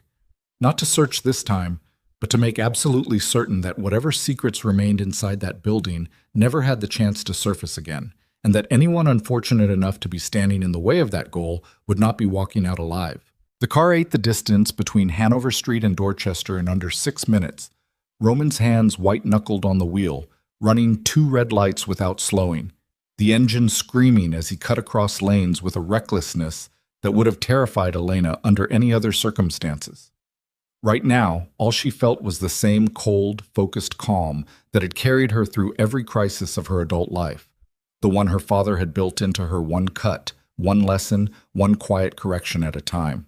"Talk to me," Roman said, eyes locked on the road, jaw tight enough to crack teeth. "Tell me there's another way in besides the front and the alley." "There's a delivery hatch," Elena said, already pulling her hair back into a tight knot with hands that didn't shake despite everything. "Underground runs from the basement to a grate under the sidewalk 2 buildings down. My father used it for deliveries before the street got repaved and the city made him switch to the alley entrance. Most people don't even know it's there anymore. Can you get to it without being seen? If we come up through the Choi family's restaurant basement 2 doors down, Mrs. Choi's owed my father favors for 15 years. She'll let me through without asking questions." Roman's knuckles flexed against the wheel. "That's good. That's a way in. But Elena..." He glanced at her, just for a second, just long enough for her to see the fear underneath the fury. If there are armed men already in position, going in quiet doesn't mean staying alive. It means we might get one shot at surprise before everything goes loud.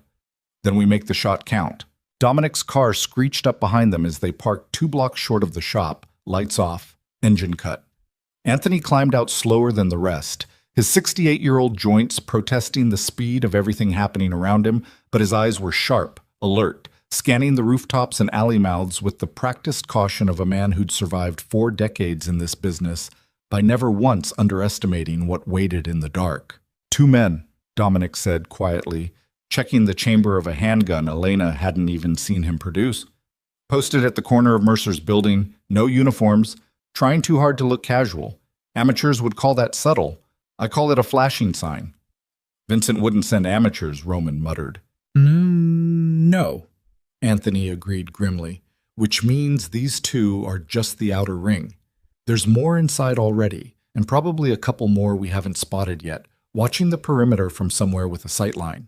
Elena's heart hammered against her ribs, but her hands stayed steady as she led them in a wide arc around the block, hugging the shadows of buildings she'd known her entire life, every crack in the sidewalk, every flickering streetlight as familiar to her as her own heartbeat. The Choi family's restaurant was dark, closed for the night, but the side door gave easily under Elena's quiet knock, and Mrs. Choi's face appeared in the gap, lined with 60 years of a hard life, eyes widening at the sight of Elena's company. Trouble, the old woman said. It wasn't a question. Bad trouble, Elena confirmed. I need the basement passage. Now! Mrs. Choi didn't hesitate. She stepped back, ushering all four of them through the dim kitchen, down a narrow staircase that smelled of ginger and old grease, to a heavy wooden door set into the back wall that hadn't been opened in years, the hinges groaning in protest as Elena forced it wide enough to slip through. Be careful, child, Mrs. Choi whispered, pressing something cold and metal into Elena's palm before she descended. An old kitchen cleaver, worn smooth from decades of use. Your father gave me this for protection 30 years ago. Time to give it back, I think. The underground passage was narrow, cold, smelling of damp brick and decades of undisturbed dust, just wide enough for them to move single file with Elena leading, her free hand trailing along the wall to guide her through darkness her eyes hadn't adjusted to yet. Roman moved close behind her, his breathing controlled but audible, his hand occasionally brushing her shoulder in the dark, an unconscious tether between them as they moved deeper toward the building that held everything either of them had left to lose. How much further? Roman whispered.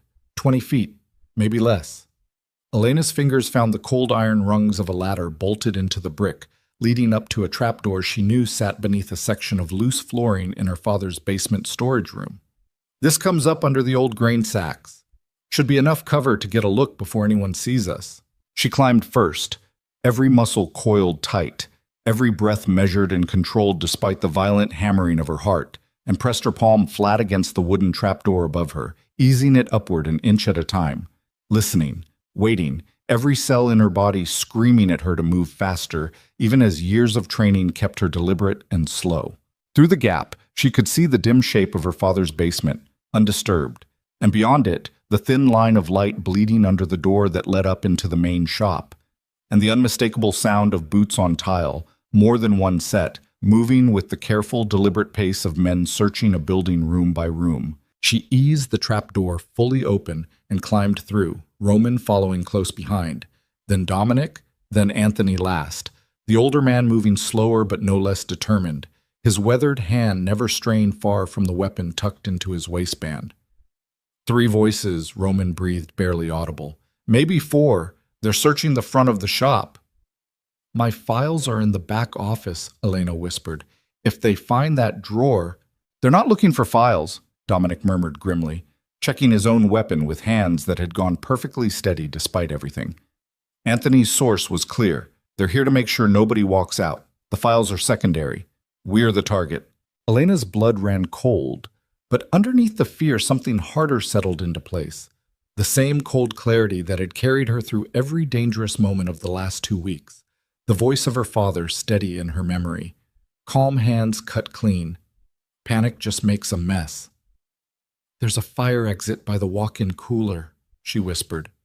If we can draw them toward the front of the shop, 2 of us can circle around and come at them from behind. That's suicide, Roman hissed.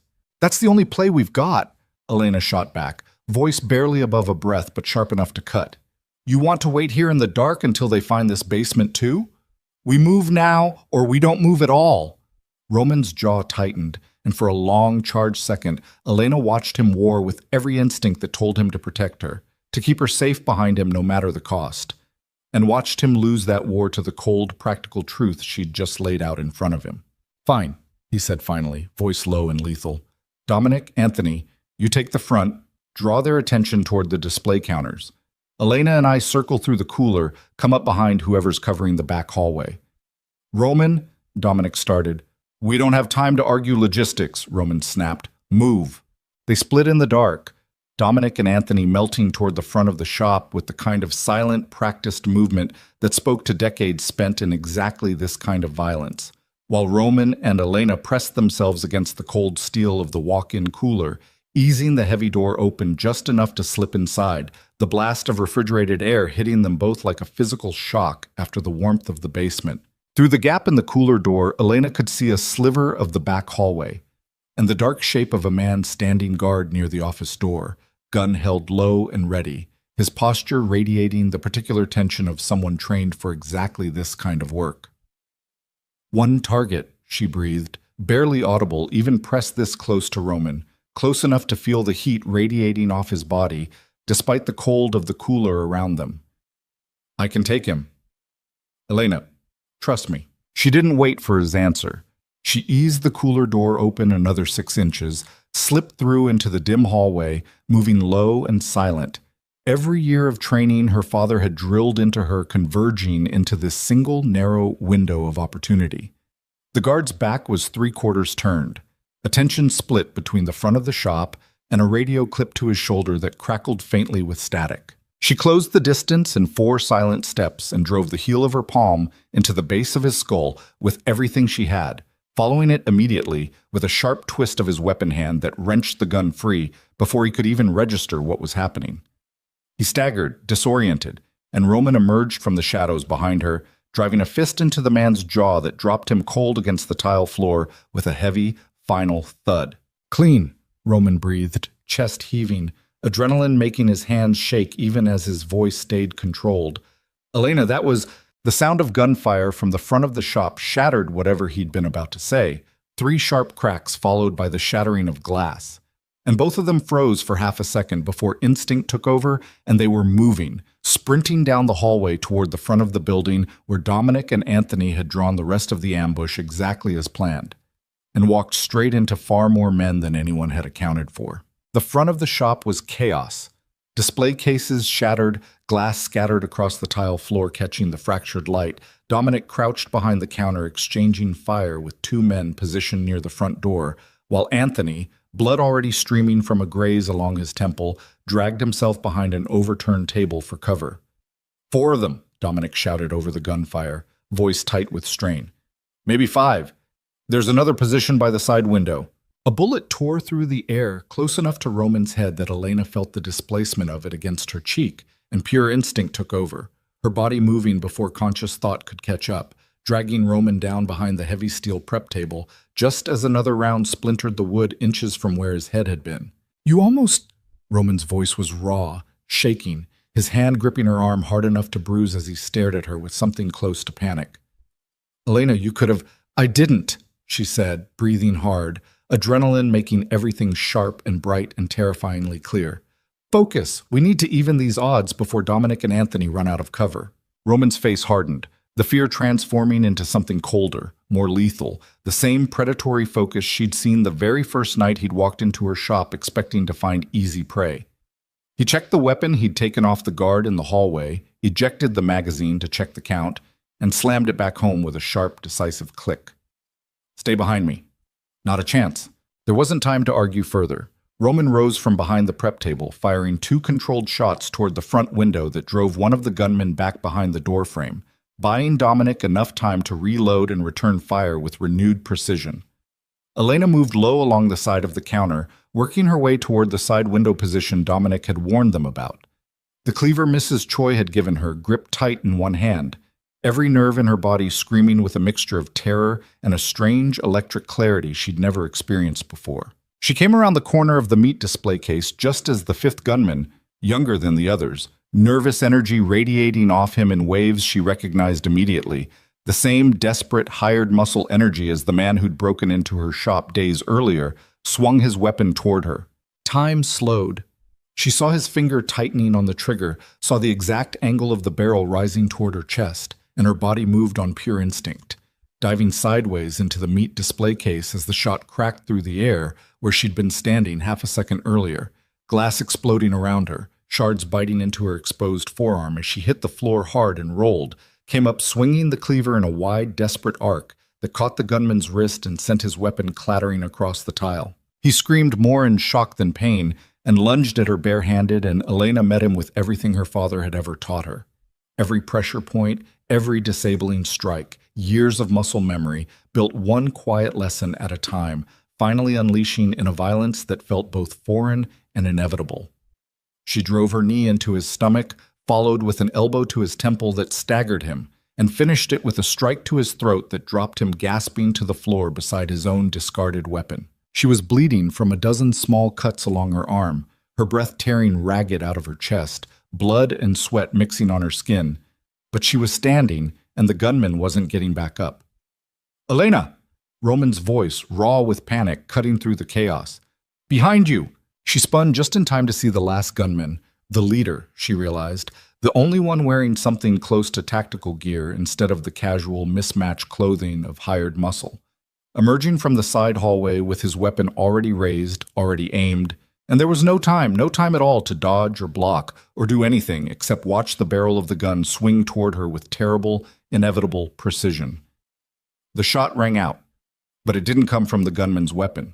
Roman had thrown himself across the space between them, his own gun raised, firing twice in rapid succession, and the leader staggered, his shot going wide, shattering what remained of the front window instead of finding its target.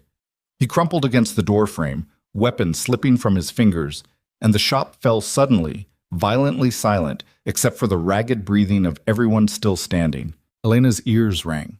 Her arm throbbed where the glass had cut deep, blood running warm down to her wrist, dripping onto the tile floor of her father's shop, in a pattern that looked horribly similar to every animal she'd ever broken down on this very counter. She turned to find Roman already moving toward her, his own face streaked with sweat and a thin line of blood from a graze along his cheekbone, his hands shaking as he reached for her, checking the cuts along her arm with a desperation that had nothing to do with strategy and everything to do with something neither of them had named yet. "You're bleeding," he said, voice cracking. "So are you." "I don't care about me." His hands cupped her face, careful despite the violence still humming through both their bodies, his thumb brushing blood and sweat from her cheek with a tenderness that felt impossibly out of place in a room full of broken glass and unconscious men. "I almost lost you. Twice tonight. I can't—" The sound of a radio crackling near the fallen leader's body cut through whatever he'd been about to say, both of them freezing as a voice crackled through, tinny and distant, asking for a status update, asking if the targets had been secured. Dominic limped over from behind the counter, blood soaking through the sleeve of his shirt where a bullet had grazed him, his face grim as he crouched beside the fallen leader and pulled the radio free from the man's jacket. "This isn't over," he said, voice tight with pain and certainty both. "This was the first wave. Whoever's running this operation, they're listening on the other end of that radio right now, waiting to hear that we're dead. The second they realize we're not, they're going to send everything they've got." Anthony pulled himself up from behind the overturned table, pressing a bloodied handkerchief against the graze along his temple, his 68-year-old frame trembling with adrenaline and exhaustion both. "He's right. Vincent's not going to send 5 men and call it a night. If this was a real attempt, there's a second team somewhere close, ready to finish the job the second this one reports failure." Roman's hands tightened against Elena's face for one more second before he forced himself to release her, turning to survey the wreckage of the shop with a cold, calculating focus that pushed every trace of softness back behind the armor he'd spent 3 years building. "Then we don't give them the chance to regroup," he said, voice hardening into something lethal. "Dominic, can you get a location off that radio? Triangulate where the signal's coming from." "Maybe. It'll take time we might not have." "Make the time." Roman turned back to Elena, and for one more second, the softness flickered back into his eyes before he forced it down again. "Elena, I need you to think. Vincent's been planning this for years. He doesn't just want the family business. He wants me gone, completely, and he wants it to look clean, like an internal collapse instead of a hostile takeover. If tonight was supposed to end with all of us dead in your father's shop, what's his story afterward? How does he explain it?" Elena's mind raced, pieces clicking together through the haze of adrenaline and pain, the cold, analytical part of her brain that her father had spent years sharpening, cutting through the panic to find the shape of the answer. "A turf war," she said slowly. "He frames it as a turf war gone wrong. The Irish syndicate, the Costello family, caught in the crossfire of a dispute over territory, with you and your closest people conveniently dead in the middle of it, leaving the family leaderless and desperate for someone to step in and restore order. And he's standing right there ready to be that someone," Roman finished grimly. "Family blood, already established, already trusted by half the captains who remember him from before he got sent to Chicago. Nobody questions a cousin stepping up to save a family in crisis." "Which means," Anthony said, voice grim, pressing harder against his bleeding temple, "he can't let any of us walk out of here to tell a different story. Dead men don't contradict a narrative, Roman. We're not just targets anymore. We're the only people alive who know the truth." The radio crackled again, the distant voice growing more urgent, demanding a response, and all 4 of them stood in the wreckage of the shop, blood and glass and broken trust scattered across the floor around them, understanding with brutal, undeniable clarity that whatever came next wouldn't be another skirmish, wouldn't be another careful exchange of evidence and accusation. It would be the end. One way or another, tonight, somebody's story was going to stop being written. "There's only one way this ends clean," Roman said finally, voice gone cold and certain in a way that made Elena's chest tighten, with something that felt dangerously close to dread. "We go to him, tonight, before he has the chance to send anyone else, before he has the chance to regroup and try this again somewhere we're not ready for it." "Roman, that's exactly what he wants," Elena said. "Walking into wherever he's hiding, exhausted, bleeding, outnumbered." "He doesn't know we survived yet," Roman cut in, gesturing toward the radio still crackling uselessly in Dominic's hand. "For the next few minutes, as far as Vincent knows, his men finished the job. That's the only advantage we're going to get tonight, and it's not going to last. We use it now, or we lose it completely." Dominic was already working at the radio, fingers moving fast despite the blood soaking through his sleeve, an old, practiced skill surfacing through the chaos. "Give me 2 minutes. If I can isolate the frequency, get a rough location off the signal strength." "Do it!" Elena looked down at her own bleeding arm, at the shattered glass and scattered blood across the floor of the shop her father had built with his own hands over 30 years. The shop that had somehow become the center of a war she'd never asked to fight. And felt something settle inside her chest, cold and absolute and entirely unlike the fear she probably should have been feeling. "If we're doing this," she said, voice steady despite the blood still dripping from her arm, "I'm not staying behind." "Elena, don't." Her eyes locked on his, fierce and unyielding, the same look she'd given him the very first night with a knife pressed to his throat. "You don't get to protect me by leaving me out of the part that actually matters. I've been in this since the moment Sal Bruno walked into my shop. I'm not stopping now just because it's about to get worse." Roman stared at her for a long moment, something complicated and raw moving behind his eyes. Fear, frustration, and underneath both of those, something that looked dangerously close to the particular helplessness of a man who'd just realized he could no longer separate his own survival from someone else's. "Got it," Dominic said suddenly, looking up from the radio with grim satisfaction cutting through the pain etched across his face. "Signals coming from an old shipping warehouse off the reserve channel, down by the waterfront. It's one of the Costello family's properties. Used to run legitimate cargo through there 20 years ago before my father shifted operations elsewhere. Vincent's hiding in our own family's old warehouse," Roman said, something dark and furious twisting across his face. "Using our own history against us." "That's not hiding," Anthony said grimly, finally lowering the bloodied handkerchief from his temple, his old eyes sharp despite the pain etched into every line of his face. "That's a message. He wants you to know exactly where to find him, Roman. He's not running. He's waiting." The shop fell silent except for the distant wail of a siren somewhere blocks away. Drawing closer, someone in the neighborhood finally having called in the gunfire, and Roman's jaw tightened with the cold calculation of a man running out of time on every front at once. "We need to move before the police arrive and complicate everything," he said. "Dominic, Anthony, can you both still fight?"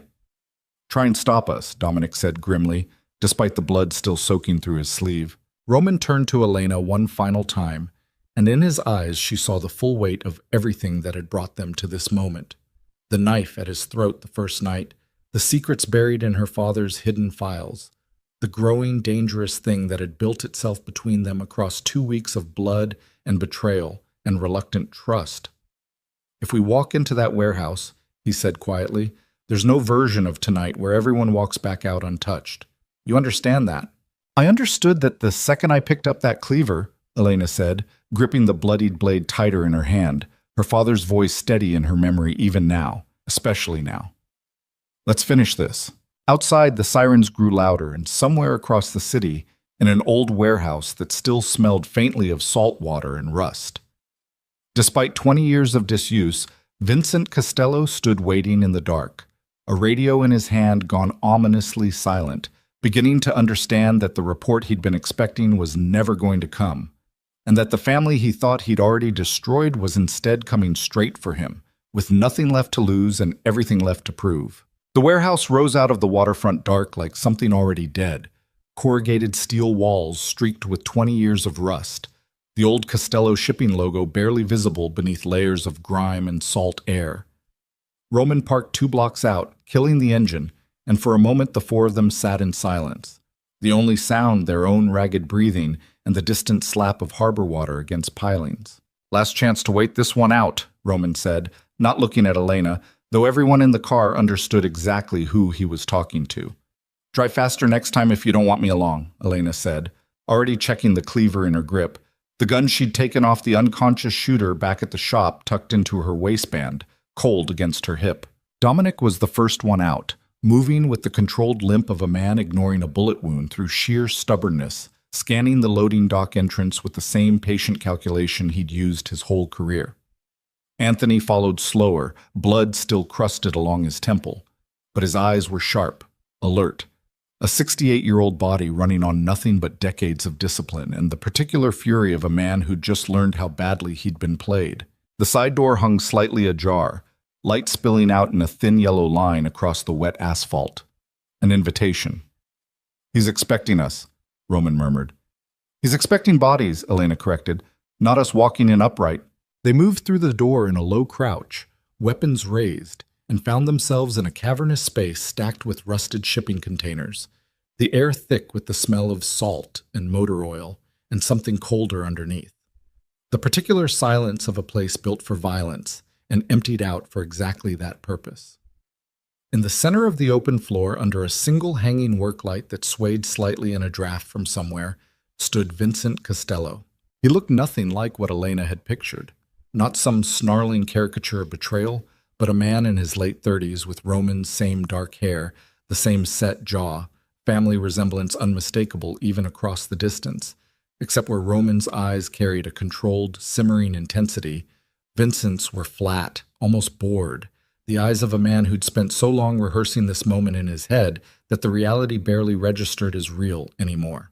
"You're late," Vincent said, voice carrying easily across the empty warehouse. "I expected my report 20 minutes ago." "Your men are dead or unconscious on the floor of a butcher shop," Roman said, stepping forward, weapon steady despite the visible tremor of exhaustion running through his whole body. "You're going to have to settle for me delivering the news in person." Vincent's expression didn't change, not even a flicker, and that absence of reaction unsettled Elena more than rage would have. "Disappointing. I paid good money for competence." He glanced past Roman, eyes settling on Elena with something cold and assessing. "Ms. Mercer, your father caused my family more headaches than you'll ever know. I have to admit, some small part of me is glad to finally meet the daughter who inherited his stubbornness, even if it's the last thing you ever do." "You sent Sal Bruno into my shop," Elena said, voice flat, refusing to let the threat land anywhere near her composure. "You used my father's death to set this whole thing in motion." "I used an opportunity," Vincent said, almost gentle, almost reasonable, the calm of a man who genuinely believed his own logic. Marcus Mercer was the only loose thread left from my father's exile, the only man who actually had the proof of what really happened 11 years ago, buried in that shop the whole time, waiting for someone smart enough to use it. I just needed a reason to get my cousin curious enough to go looking. Sending Sal in to provoke you was supposed to be simple. I didn't account for you putting him on the floor in under 10 seconds. Something almost like respect flickered behind the dead calm of his eyes. "That should have told me you were more trouble than I planned for. I'm rarely wrong about people. I was wrong about you." 11 years, Roman said, voice shaking now, not with fear, but with something closer to grief curdling into fury. "You've been planning this for 11 years, Vincent. We grew up together. You used to spend summers at my father's house. And every one of those summers, I watched your father look at mine like he was something he'd scraped off his shoe," Vincent said, and for the first time real heat broke through the flat calm of his voice, old and ugly, and clearly never healed. "My father built half this family's territory with his own hands, and the second a power struggle came down to which brother got to keep Boston, your father won because he was willing to be crueler, not because he was smarter. They shipped my father to Chicago like a consolation prize and told him to be grateful. I watched him die out there, Roman, slow and bitter, exiled from everything he built, while you got to grow up in that penthouse playing prince of a kingdom that should have been mine. So you decided to burn it all down instead," Elena said. "I decided to take back what should have always been mine." Vincent corrected, voice hardening. And I would have managed it clean, quiet, if your father hadn't kept those records. If you hadn't gone digging through them instead of selling the shop and walking away like any sensible person would have. His eyes flicked to Roman. You should have let your organization fall apart from the inside, cousin. Suspicion, paranoia, you turning on Dominic, that was working beautifully until she started pulling threads I needed left alone. Dominic's jaw tightened, weapon raising slightly. You set me up. 11 years of loyalty, and you were willing to burn me for it without blinking. Nothing personal, Dominic. You were simply useful as a distraction. Vincent's gaze swept across all four of them, calculating, patient. A man who still believed, even standing alone in an empty warehouse with four armed people in front of him, that he held every advantage in the room.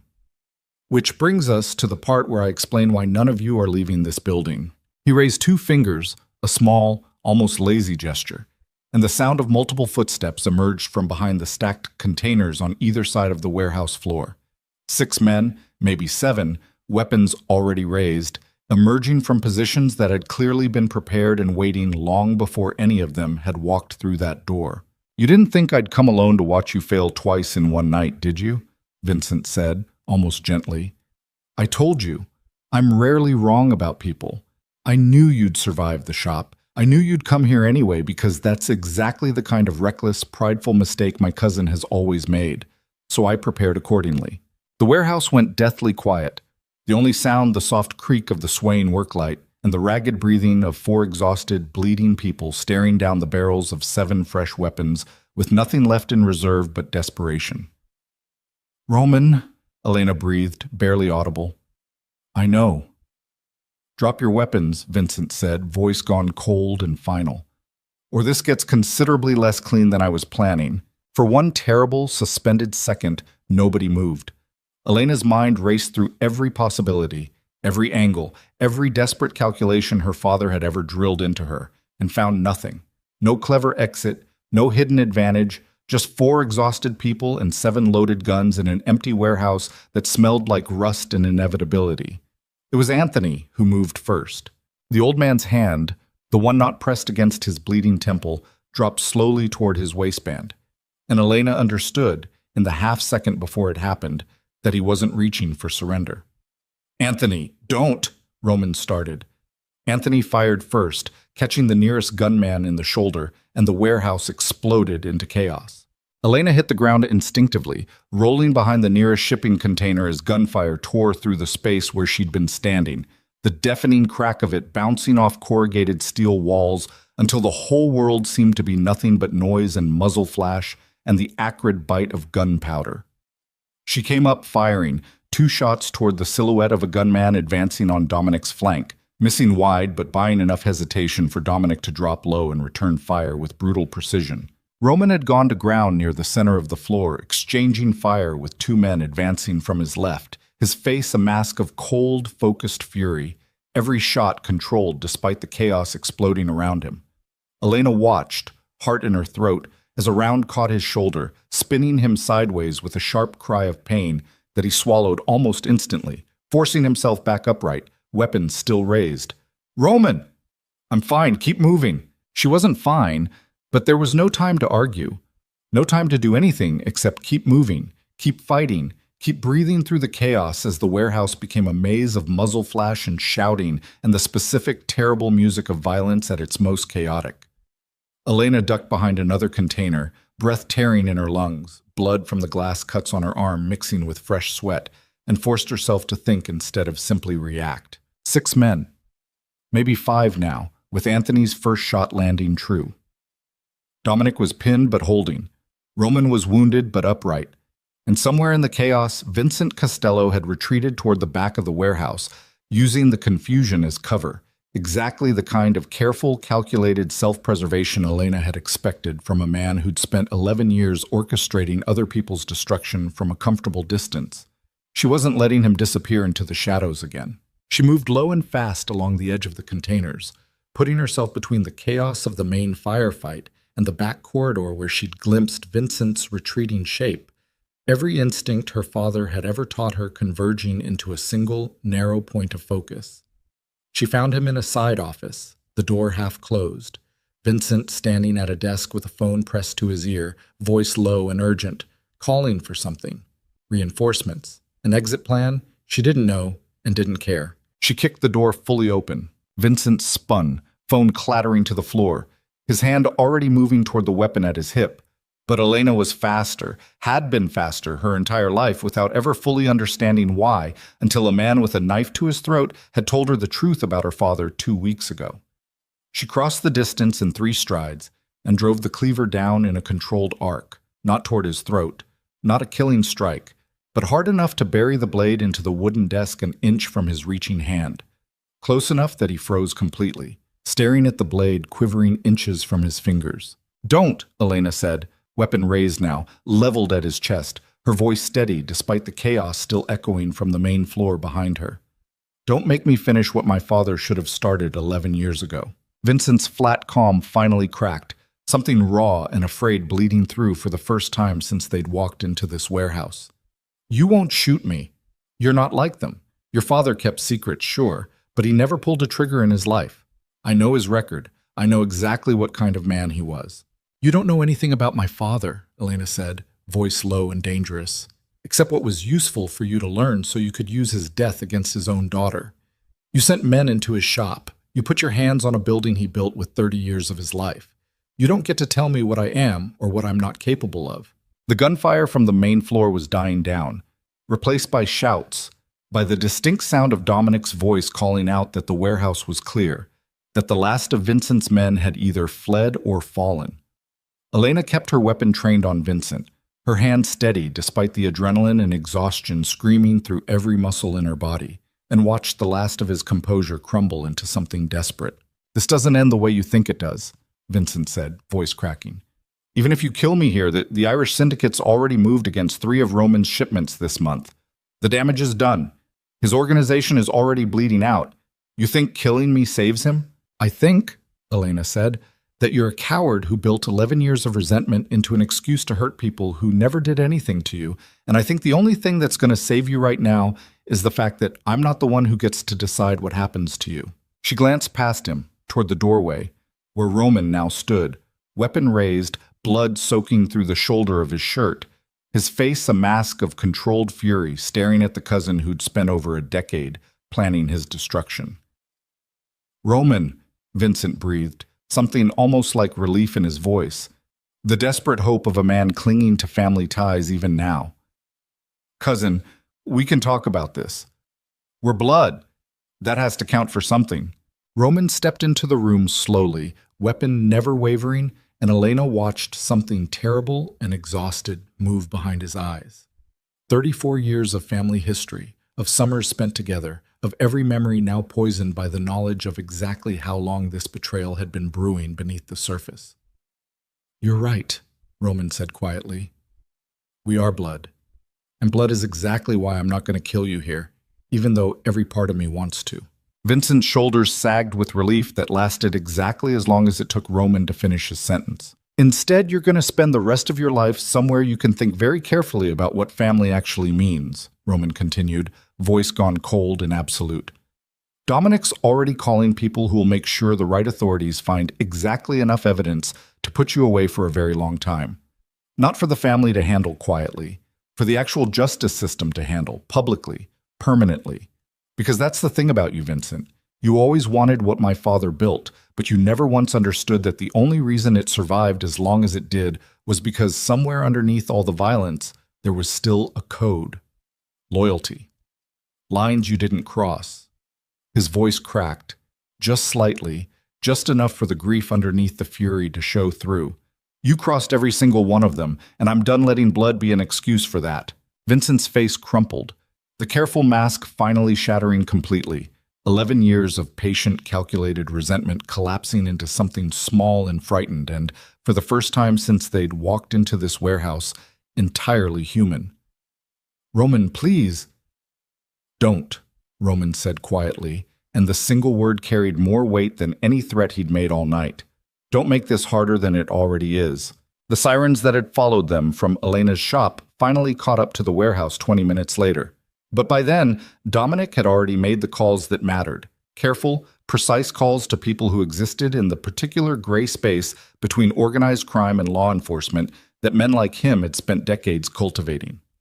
By the time uniformed officers arrived, Vincent Costello sat zip-tied and silent in the corner of the warehouse office, surrounded by enough physical evidence, recordings, financial records, 11 years of carefully documented betrayal that Anthony and Dominic had assembled in the hours since this nightmare began, to ensure that whatever happened next would happen in a courtroom, in daylight, permanently.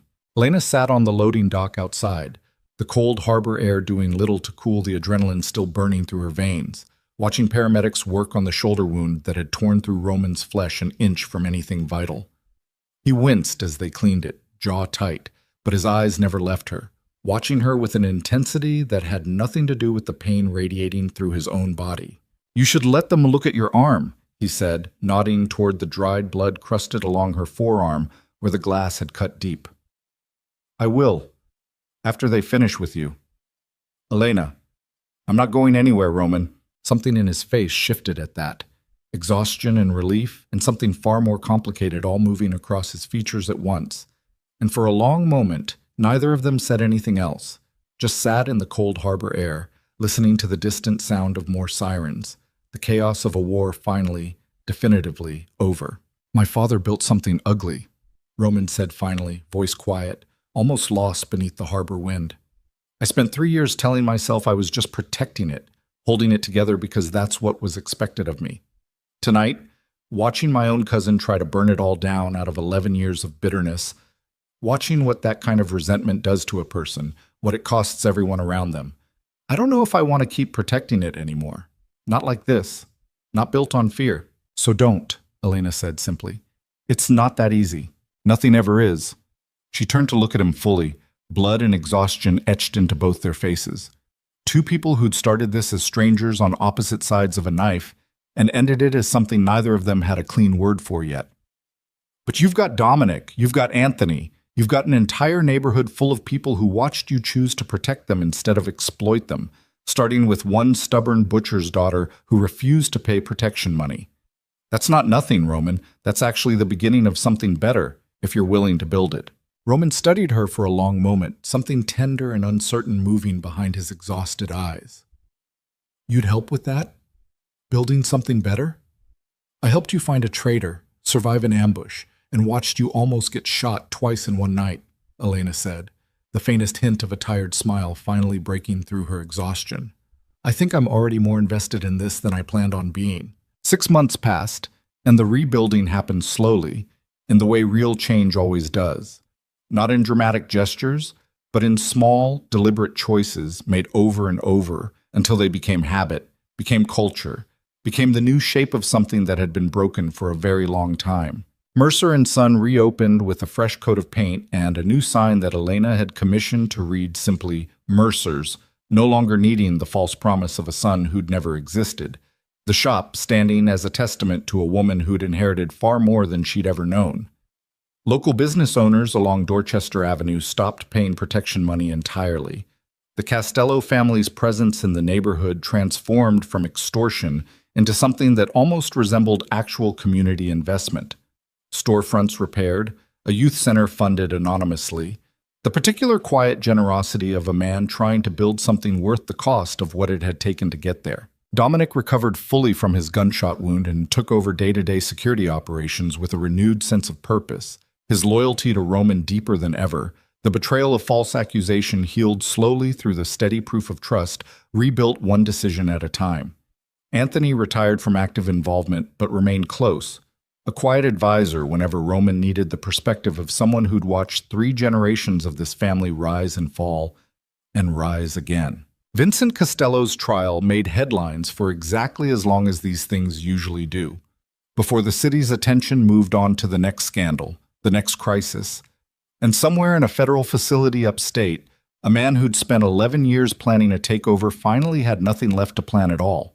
Just decades of quiet time to consider exactly what his resentment had cost him. And Roman Valenti, slowly, carefully, began to understand what it meant to lead something without fear as the foundation. On a clear evening in early autumn, almost exactly a year after a black SUV had first pulled up outside a small butcher shop in the rain, Roman walked through the door of Mercer's without bodyguards, without an entourage, just a man in a simple jacket carrying a small paper bag that he set carefully on the counter. Elena looked up from where she was closing out the register, the easy, tired smile that crossed her face, now nothing like the guarded wariness of that first terrible night. "You're late." "Traffic," Roman said, though they both knew it wasn't true, that he simply preferred walking these days, preferred feeling the actual weight of the neighborhood under his own feet instead of watching it pass by behind tinted glass. "What's in the bag?" "Cannoli, from the place on Hanover that Anthony swears by." He set it down, leaning against the counter in a posture that had become so familiar over the last year that it no longer registered as strange. The most feared man in South Boston, comfortable, unguarded, in a butcher shop that smelled of sawdust and old blood and something that had slowly, quietly become like a second home. "You spoil me. You earned it, putting up with me for a year." Roman's voice carried a lightness that hadn't existed in him a year ago. A weight lifted that neither of them spoke about directly anymore.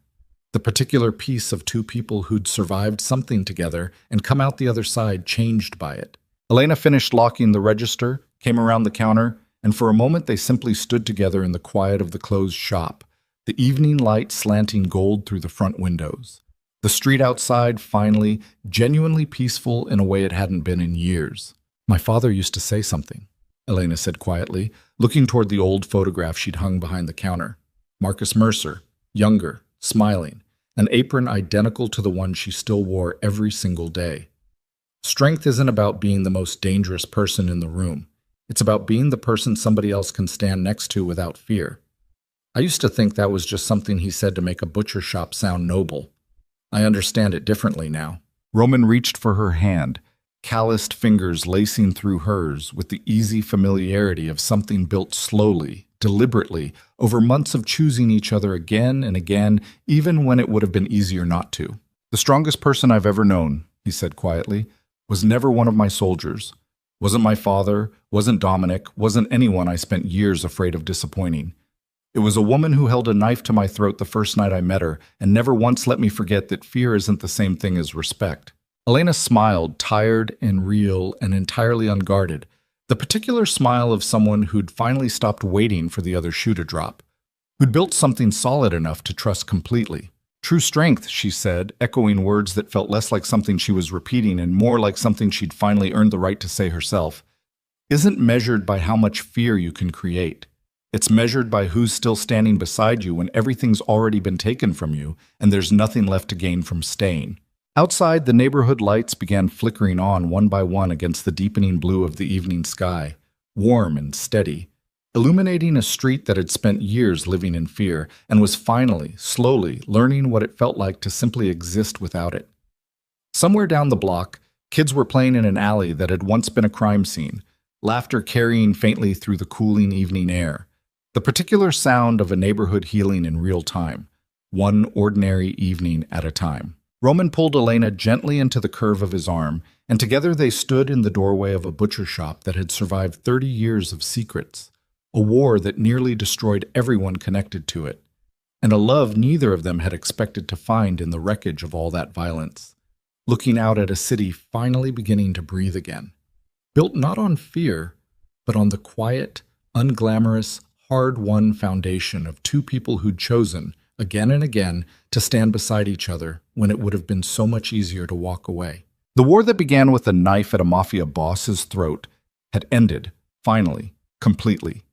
Not with revenge, but with something far rarer in a world built on violence, two unlikely souls who'd looked into the absolute worst of what this city could offer and chosen, deliberately, painfully, to build something better out of the ashes of everything that had tried to destroy them. And as the last light faded from the sky over South Boston, the butcher shop's window glowing warm and steady against the coming night, their story reached the only ending that had ever truly mattered.